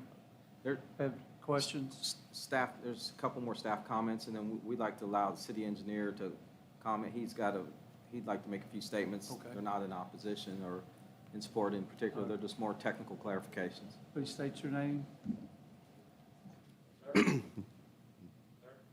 Yes, sir. That's fine, it's fine. He can go ahead. Yes. My name is Robert, Earl Robert. There's nobody that can be affected more with all this but me. I live on 80 Oakland Lester Road, and I work for Mr. Reniti, take care of the farm. You say you pass through there a lot? Have you Yes. noticed the improvements we're making? Right. Keeping the road weed-eated and the mold and picking up the garbage? Yeah, I'm down Pope You know, Road. and we've cleaned the farm up a lot. Yep. We're Looks trying to wonderful. leave it like it was, all we can. It was deeply neglected for 50-some years. Rode up with brush, garbage, old tars. We have cleaned all that up. Yeah. And he's got a good vision for the community. I believe in him. He's told me, I know him now for over 3 years. Everything he's told me, he's done it the way he said do it. I'm all for it. I say it affects me more than it does anybody. But I, sold my first piece of property there. Most of the zoning changed to him, and I believe in what he's gonna do. I think it's a good thing. I appreciate you going through there. Where you live at, on Dodge Lane? I live on Pope Road, which is Pope down Road, a okay. couple roads down on the left. I'm Robert Robinson, I go by Earl. Yep. Nice to meet you. Very That's much all I so. got to say. Like I said, we've done a lot of work on it, but there's a lot more to do. And the And he's trying to preserve yeah, everything the he can. stone wall is so hard to do, and it's such a wonderful element. That's the Yeah. thing. It's Yeah, so we've hard to got get more done. work to do on it, but we've straightened it up some. And we've, cut all the old rough trees out and the brush and got it where it looks a lot better, right? Yeah, it does. When you drive by it now, it's not an empty old field. Yeah. It's with Yeah. a plan, it's a thought, and it's intended And like I vision said, he's to done be a lot there a more long cleaning up time. that you can't see, because like I said, it was neglected for 50-some years. I bet there were some ruts and holes in that field. Yeah, we've done a lot to it, more than you can see, but Yeah. I'm just saying I'm all for it, okay?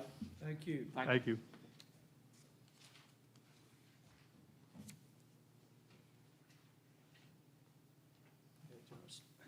Josh Morgan, city engineer. I just wanted to add some clarification to a few things that were discussed. As far as the traffic study goes, we're kind of on board with where it's going with the traffic study. I plugged it into some trip generators, and I could get 600, 700, but I know that's probably on the high end of what could be generated here.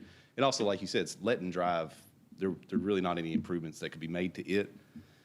The state may want to get involved at some point to see if there's a turn lane would need to be added to Stanford Road or anything like that. But that's going to need to be a much higher number to produce that kind of study. So I think we can maybe start reaching out to the state about these numbers and say, hey, we're generating these kind of trips, or you all are interested in a trip study. But we can handle that at the site plan phase if we need to.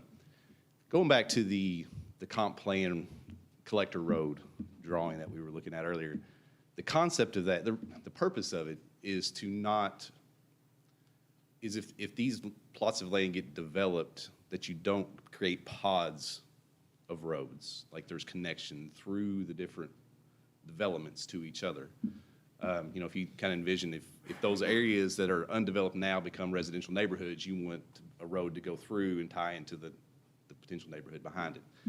In this situation where you have one large plot of land that's not being subdivided and developed in that manner, it's going to be one business. It's tough, you can't really apply that same thought process to it. You can't say, okay, we need to put a collector road through here because it's on this drawing. If they were going to divide this up into 5-acre light industrial lots and put a road through it, we'd say, okay, we need that road to match what a collector road looks like here and provide connectivity to properties around it that could be developed in the future. So that's kind of the concept with that. It is a vision, right? It's not set in stone, but it's something we want people to adhere to, and we would request people to adhere to if they're going to do any kind of development with roads through it. And then concerning the state road, you know, the city would like that road to be built that's being designed by the state. You know, we think it'd be a great addition to the city and improve traffic on that side of town, provide connectivity for the northeast residents of Danville to the south, down to, you know, the shopping center areas. And help traffic through downtown. You know, the through traffic that's going north-south through downtown could divert around, some of that would divert around on that road. So we are pushing for that. I've had a pre-design meeting with the state, set in on that. It's still really early on in the process. I reached out by email to them myself to say, hey, get in touch with us. We need to, because I think it's in all of our best interests that if a road's going to go there, that we coordinate that as best we can. As well, I don't want to slow a developer down waiting 10 years on the state, because the state kind of moves at their own pace. So I'm going to try to stay on top of that myself and kind of shepherd them along, the state, to make sure that they're communicating with us as well as the developer as we move forward. Because, yeah, I mean, if it's possible, they could identify some kind of preliminary alignment that we could avoid. So in the future that they don't have to bulldoze a rick house, which I don't want to see either. And I also don't want them to say, oh, it's going to cost us, you know, some millions of dollars to demo a rick house, and we're not going to do the project. I don't want to see that either. You know, we want to make sure we're keeping things coordinated. Just trying to think if there's anything else we need to address. You know, when we were thinking about the different studies we asked for, the geological analysis was important to us. We wanted to make sure that happened. It did, and it kind of told us what we all kind of knew, but in a more professional way, and let us know that, hey, there is sinkholes here that need to be protected. And they've done that with the master plan they provided, shows them avoiding those areas, and you know, they've identified those on the geological analysis. And the utility utility availability was shown on their proposal that they gave for the utility, so we're happy with that as well. So I can't speak for the commission, but they've addressed the concerns that we've provided so far. So I wanted to let you all know that. Thank you. So, in your opinion, you believe that the staff items of concern as listed in this packet have been addressed by what has been provided? Yes, what we asked for to identify where the traffic study need to be needed, geological analysis, and utility availability. And those three things have been addressed. Trent? Any other questions? Thank you. Yeah, thank you all. And one comment, it just sort of hit me. First off, I appreciate Josh doing that, because this exhibit, you know, I've been told by some it's follow it verbatim, but I think his description of that's more accurate. You know, if we were going to subdivide this property, because clearly if you look at that road that showed along the frontage right there, I mean, clearly that there was, you know, if there's someone's going to do a strip center or that was going to be commercial, that looks like a reverse frontage road. If that was this whole farm was going to be divided in lots of tracts, he's correct. There needs to be road networks that coordinate. But I think it's interesting that looking at this holistic now, that plan's not as set in stone, because a lot of those road connections don't make sense through one project. But going to Commissioner Davenport's comment earlier, another thing I forgot to mention, and Francesco sort of hit on it, you asked me about incremental zoning. I can tell you, in my entire career, and it was brought up when he mentioned some of this property is in the county. I've never seen a developer zone their entire 600 acres in multiple jurisdictions at one time. That would be very problematic to try to zone the entire property when a portion of it's in the county and a portion's in the city, because then the recommendation would have to take dual tracks. And I've never seen a project do that where you zone it all and the city's got to see it and the county's got to see it, and there's overlapping recommendations. Typically, you're either in the city or in the county or in Junction City, and you zone what you're zoned, and it goes to that government for final action. So it was interesting, he noted part of it's in the county. So to that note, it would not make sense to ever zone this property in one big fashion, because part of it's in Bull County, part of it's in Danville. So in the future, those next zone changes really didn't be mindful of that split to where we'd send that recommendation up the hill to the parent governments, and unless all of it was annexed into the city as a first step. So. Well, the reason I asked the question is Sure. have concerns about incremental. Sure. And I simply wanted to know what was usually happening. Yeah, and there, I'd say there's no rhyme or reason in my experience, but noting it's in 2 jurisdictions, I've never seen one property zoned holistically when it's in multiple jurisdictions.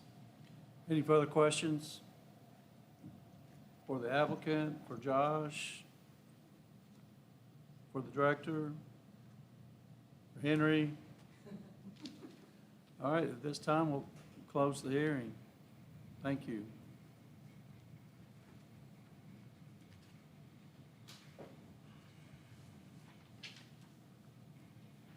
We have any discussion?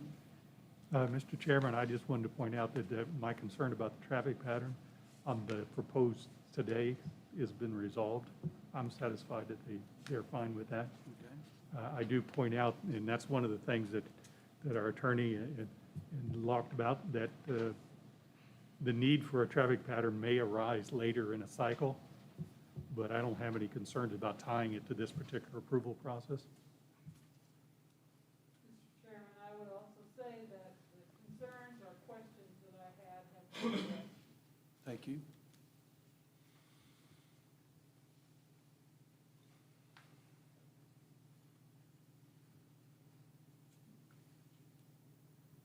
We need a motion. Yes, that's really, I make a motion, Mr. Chairman, that we approve the proposed zoning map amendment as further described in our notes from the chairman. Do you have any additions, Henry, on that? Thank you for asking. I do. I'm looking at the top of page 6, and these additions are going to speak to comprehensive plan compliance. First of all, the proposed rezoning complies with the future land use map. With regard to general land development, this proposal matches the goal. It specifically matches the objectives of promoting green space with its cap on building area. It promotes agribusiness by the very nature of the uses proposed on the property. With regard to economic development, this proposal would provide a growing diverse economic base by offering differing complementary businesses, which could contribute to healthy job creation. Moreover, the tax on stored spirits would be a boon to the city. And finally, with regard to historic preservation, the proposal will preserve historic structures on the farm to the extent possible and keep the farm in agriculture as has been its historic use. Are you in compliance with that motion? That is our motion. Do we have a second? Yes. We have a second. All in favor? It's unanimous. Motion approves, or passes, I'm sorry. All right, new business, advisory committee report. The 3 committees there, advisory, personnel, and budget, did not meet this month. They're just on the agenda every month as a courtesy in case they do. thank you, gentlemen. So those, yep, no problem, thank you. So Thank you again, very much. there was no advisory, budget, or personnel committee meeting. They're just, Okay, no advisory committee report, no personnel committee report, budget committee report. You No. just said no. Other new business? new business, the Bluegrass ad contract, again, was on there. It wasn't in your packet. It's at your seat. We've been waiting on it since June, and the reason we're waiting is they've modified it to some degree with some legal language, and that is at your seat. Henry has proofed it and has been proofing it. So again, this is our fiscal year '22 Bluegrass ad GIS contract, not to exceed $3,500 to maintain our map and GIS mapping product. And it's finally here, and we need to prove it if you guys see fit. Just for my clarity, the 3,500, you feel is comfortable amount for the 1 year? It's probably more now. It was 2,500 last year. The contract was 5,000 in 17, 5,000 in 18. We rolled it back to 2,500 due to some budget cuts in the prior years. We didn't expend $500 last year, but the map's behind 19 items due to some staff issues at the Bluegrass ad. They've got some work to do. We bumped it up 1,000, assuming we would get on the future land use map, but we've been told recently that the city is going to start the comprehensive plan process And the future land use map probably won't come to the very end. So Right. more than likely, we won't spend much of this money, and we'll be able to probably roll it back down to a smaller amount next year. But 3,500 is plenty, and we'll probably, it's just there as a safety net if we Yeah, have you a need ton a of mapping. safety net. I agree with that. I was But just we're- curious. We're not going to start the future land use map amendment process due to the fact that the comprehensive plan looks like it's going to kick off in spring of next year with the city sort of doing the new comprehensive plan. And this will catch us up? Is that, you used the term, I think? Oh, yeah. The 19 amendments, we got 19 fixes on the map that need to be Yes. done, zone changes and flume issues. That should just take them 2-3 hours. Okay, They're short on staff. They had some staff leave, and there's just 1 or 2 people doing GIS up there right now. But this contract also keeps our map live on the website Yeah. and the server, and it's all up there housed at the Bluegrass Ad in Lexington. And Henry, I don't know, is there anything else? You looked it over. It's bigger than the prior years, but it's general. Nothing harmful so far as I saw it. Page 4 of 5, is there page 5 of 5 somewhere? Oh, it's a Okay, typo. fair enough. So,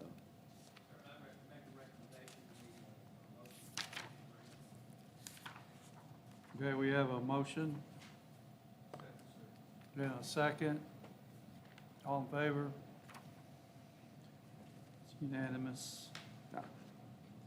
I have, Mr. Chairman, I have a couple of comments on new topics I want to pose to this Well, group. Okay, well, But make sure you finish what you're doing. Are we going to go to closed session?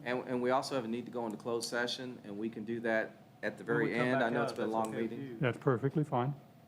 All right, this time we need to go to closed session We- for, I got the motion. Do I Oh, need to okay. tell them the reason? I just kind of was winging it. Sure, yeah. No, Or I mean- or you can? Well, the closed session, as I understand it, is pursuant to KRS Chapter 61 to discuss personnel matters with regard to possible dismissal or not, as well as pending litigation. So if there's a motion to go into closed session under those auspices, I'd appreciate it. We've got a motion, and we have a second. So we are in closed session.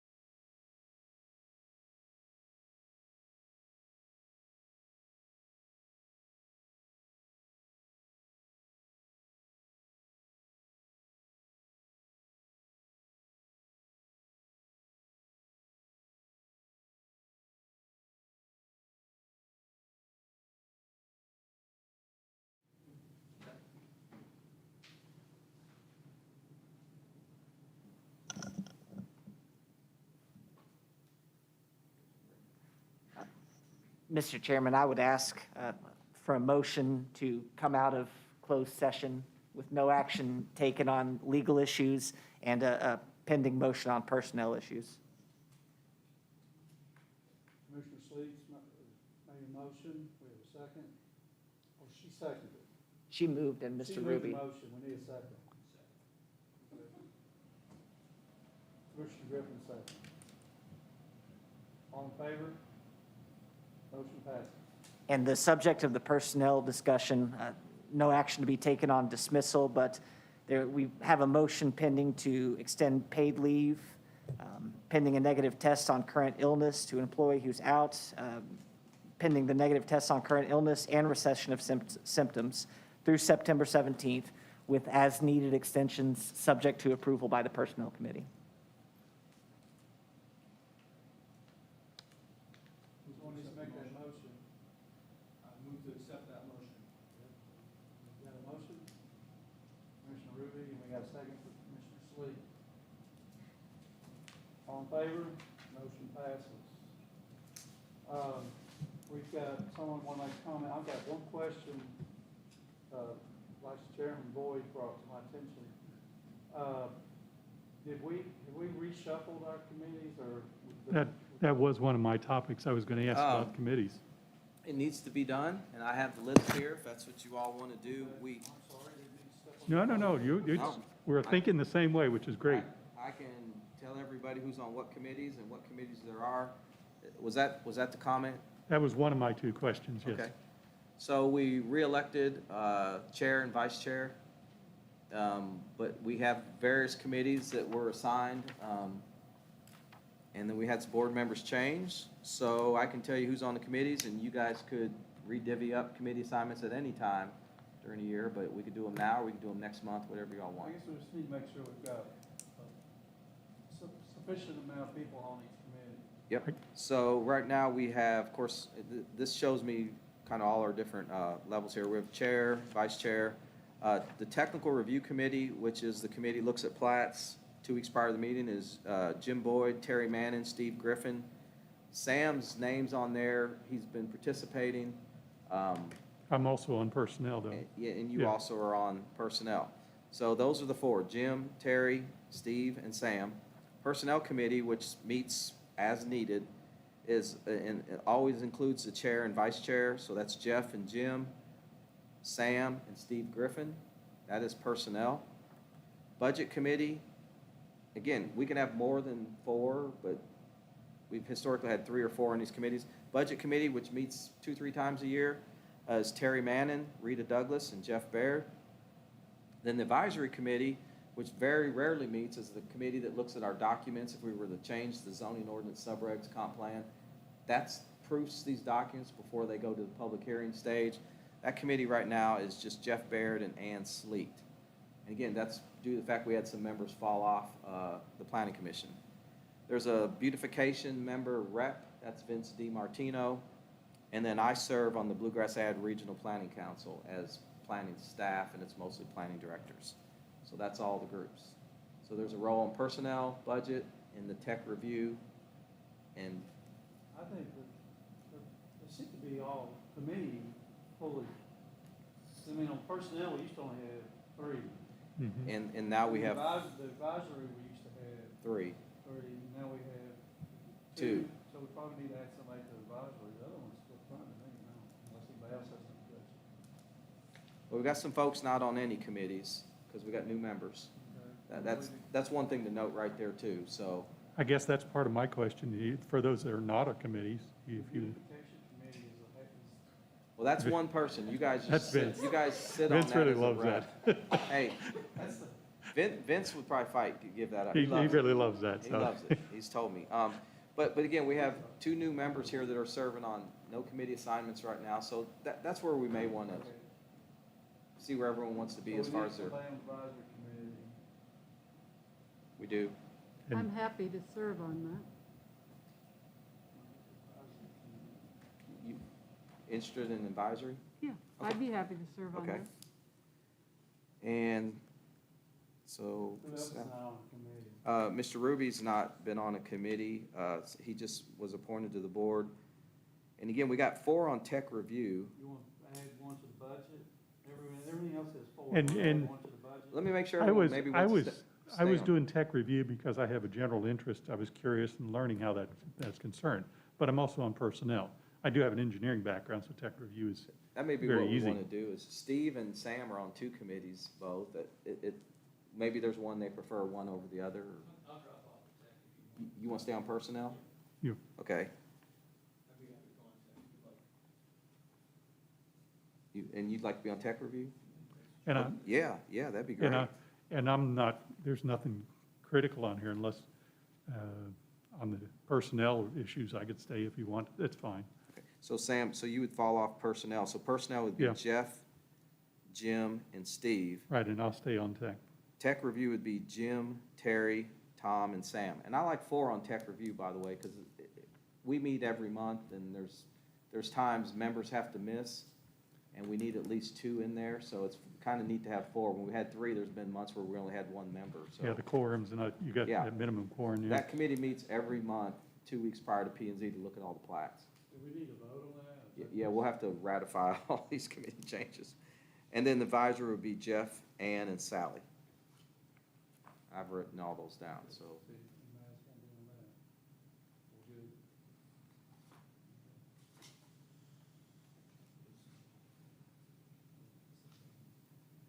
You guys, motion? We're good with all that? Yes, as long as for clarity here, unless we're gonna do anything else, we can make a motion. Okay, well, I've got, actually, the chair gets to sort of, once the chair agrees to It committee is. assignments, if it's satisfactory to everybody, it's good. so everybody's good? All right, All right, thank you. tell us what we've done. Again? No, I mean, don't we have to pass it? No, yours is an assignment. Yeah. Oh, okay. You're the approval, no. There's no motion. Yeah. So, all of our committees have been set. And I'll notify you Everybody guys. is comfortable where they are and knows where they are. Good. All right. Sam, did you have something So- else? Any I have a other separate new topic, business? a separate one.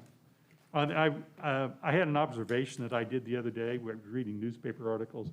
The US Census for 2020, the data is out for Boyle County.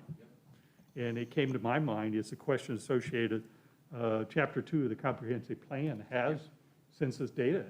Matter of fact, if you do a simple labels, look under the word census on the PDF document, there's 40 references in that document on census data.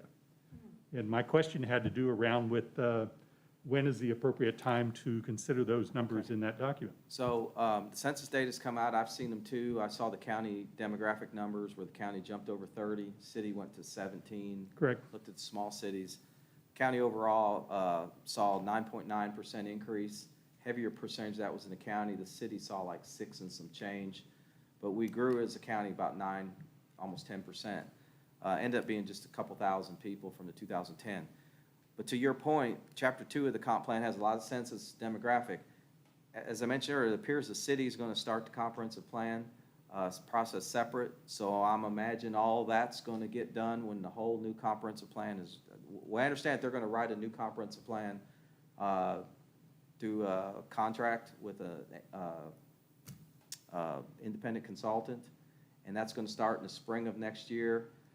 Obviously, at some point, there'll be a new Chapter 2, new Chapter 3, new Chapter 4, maybe a whole different layout of the comprehensive plan, and population would be integrated into that. But I do want to note there's been something else in the paper, if you haven't, not the local paper. The population data is out because the governments have to redistrict, Senate, House, state seats, all the redistricting has to happen timely, so they had to release that basic population. You also get a lot of other stuff from the census that historically we called the Tiger files, where you get demographics on housing and income. I don't know if it's been widely publicized, but there was a note put out by the census that they did not get a good enough return to make the data statistically accurate to be able to release any of the other demographic data. And that's interesting because we do have that in our plan. It's unlikely we're going to get anything on housing or economic or income, because they did not meet the threshold as a statistically accurate return. The census didn't get to that level, maybe due to COVID. Now, they got the population numbers, and they say that's your population for 2020, but they're not gonna release at this point unless Congress acts, the article I read. Yeah, but they asked all the same question. The So- questionnaires, when you turned it in, you put all that stuff on there, right? So if you did get on not- the census's page right now and you try to pull your demographics, you see population, there's a note that the other data is not being released at this time until it's maybe reviewed again. It's nationwide. Nationwide, yeah. They're not gonna release what's called the demographic data. The social or demographic data did not meet the threshold to make it. They, So we won't have any, the way that the city is proceeding with the comp plan, we will not have any input on the comp plan until it's dropped in front of us. We may serve on different committees, I would anticipate, but it sounds like they're hiring a consultant to do the comp plan. And there'll be an initial public outreach, goal setting, vision statement. The chapter, the And- technical chapters will be being drafted probably through a steering committee type setup. Have they indicated to you that they're gonna allow us to be involved in any form or fashion? I haven't heard any more than that they're. I just think it's very important for us to be involved with it. That's what I'm coming down to, exactly what you're alluding to. I had on my to-do list to work on future land use map, and I was told hold off because there's a new conference plan. Hopefully it's gonna start spring of next year. Our goal was to work on that future land use map last year, and then for COVID and all that, but that's been our goal for 2 years is to. So now we're gonna ask to be put, we're gonna be asked to put it off again. Yep. They That's what already we've have been been. asked to do. So, our conference plan was approved in March of That 17. ask is probably a nice way of putting it. Well, I'm new, so I'll ask a dumb question. If the city asks us to put off working on the future land use map, can we continue to work on it, or do we have to accept the city asking us not to? Well, I think it makes sense if there's a new conference plan in the works. A flume's coming at some point. We could housekeep it right now, but really it sounds like there's gonna be a brand new approach, and maybe public engagement play a critical role in setting some of those tones and ultimately the map. When you write the conference plan, the future land use map's kind of, there's a draft, and then it evolves. It typically happens later in the plan process, so it really gets down to how long it takes for the conference plan to get completed. It's done in 18 months. We may see a flume draft happen late next year. The last plan took 5 years, I believe, here to get done.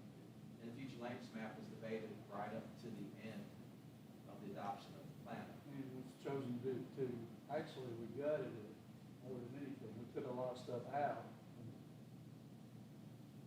Which, So, it's interesting, we had training in Harrisburg, and some went, some didn't. We had a really good discussion about conference plans, how they evolve, whose authorities where. They can happen at the planning commission, they can happen through a consultant, they can happen by the parent governments, and all ways in between. Our conference plan couldn't have a Band-Aid fix right now, but the law says every 5 years we're supposed to look at it, make sure it's relevant, still. And that was my comment when I said the census numbers are out there. You look at it, decide whether it's relevant. And you're absolutely correct. What I saw in the general public information from the U.S. Census, the projections we had for head count arrangements are in the characteristic of what was provided. Yeah, so in the perfect scenario, if we had good census information, we got it, let's say spring of next year, we'd go in and do a fix on chapter 2. Yeah. And maybe we'd do the housing in chapter 2 and kind of plug in new numbers. But if we're writing a brand new conference plan, we're gonna get all that stuff in the new conference plan. Right. To And the it- degree we get the data. But, you're right. You're using this as a reference for a knowledgeable base on here, and it's changed. That's what I was alluding to here. And I it's, guess the flume, here's what I've learned being on this for 2 months now, is that we've needed a new flume for a long time. And that we put it off. And that doesn't obviate the need, right? We haven't had anything that's come through lately to say that's obviated the need to update the flume, right? Needs to be done. But again, the good news is that with the conference plan coming, it's gonna get done. It has to, with the new plan. we've said over and over again, we don't have a future land use map. We have a current land use Right. map, and that's what Right. we've always had. And then we somewhat had a future land use map for 2168, and that was stripped from the future land use map. Now, we built one for Junction City when they came back in Perryville. Brand new future land use maps were done for those incorporated areas, because they're smaller, easier to manage. We went out to the community, had community meetings, and so we do have new future land use maps for those two subsets of the county. But the goal was to get the Danville portion done, and then work on the county sections that are kind of out of line from, like the chairman was saying, it's really existing land use, not future land use. We could do that if you all tell the staff, get working on it, and they can use that as the basis of when they pick up and start with it, we can do that. Right, don't we want to be driving some of that? Like, don't we want to have that input Well, to drive there? The challenge we have is going back to the Bluegrass Ad contract that we just approved. The shape files, this is a GIS technical exercise. If we were to start with a flume amendment process, I gotta get the Bluegrass Ad to get something to present to you all. You know, I've already got something sort of sketched up, but then we got it executed into what's called GIS shape files, a presentation map that could come to you all, then for you all to review old versus new, and then say, yeah, we'll amend. Let's say we decide to amend a portion of the county at a time. We could do that. We could start out in an incorporated area if you guys wanted it, kind of leave Danville to last. We could do that in a segmented fashion, but I need to work with Bluegrass Ad on that. And again, with the new comprehensive plan, I'm not sure who's going to do all the mapping together anyhow. That's a whole other component of the plan that will have to be discussed. They're in early discussions about that comprehensive plan. I'll do whatever you. I don't have a, go ahead, Jim. Doesn't a comprehensive plan, if we come up with a proposal, doesn't it have to be approved by both the county and city? No, so, and in training, we talked about that. Only the goals and objectives have to be ratified by the local governments. The elements of the plan, conference plan have to be approved by this body. And now, as you heard at the training, it's not unusual if the whole plan goes to the parent body, just for a courtesy review and approval. But the KRS, and Harry could jump in here, requires the goals and objectives only be approved by all the legislative bodies. All the other components of the conference plan have to be approved by this body. And it can happen, you know, either way. But who writes the plan? You know, a lot of communities hire a consultant to write the plan, and then this body would review all the technical elements and approve it chapter by chapter or at one time, whatever. So are they contracting to just have the goal and objectives done? No, I was told the whole plan. And I'd like to be aware of the activities, absolutely. And I think you said it earlier, I think we need to be tagged into it in a stronger, in a knowledgeable. It's early, but I know. The commission made a motion and an approval at a prior meeting to allow the city manager to, I guess, start the discussions with the Kentucky League of Cities to draft new comprehensive plan. Could the city manager provide us with an update? That would probably be helpful. Maybe Well- at the next meeting, he could be here and give us an update where they're at. I haven't been in those discussions. Then we could ask questions? Sure. I like your point, though, wasn't a point, it was an idea about at least taking pieces of it that are outside the city's comprehensive plan, right? The county and unincorporated areas of the county at least. I think that's what we should do. We should identify those. Comprehensive plan, as it just said, is all ours anyway. Yeah. The goals and objectives are the only thing that's approved by the government bodies. Question, someone's got to pay for it, so, I worked in other communities. This thing gets, And in that case, the government's paid for the plan, big plan. And we hired a consultant who drafted everything that ultimately the planning commission approved. But the planning commission served on every committee with that consultant. What's called a steering committee, a map committee, environmental committee, a housing committee. We had 9 or 10 committees that were working towards building a new plan. And the planning commissioners themselves were involved in all of those. But ultimately, the plan has to be approved by this body. I would hope that we would, at some point in time, be approached to be involved in that process.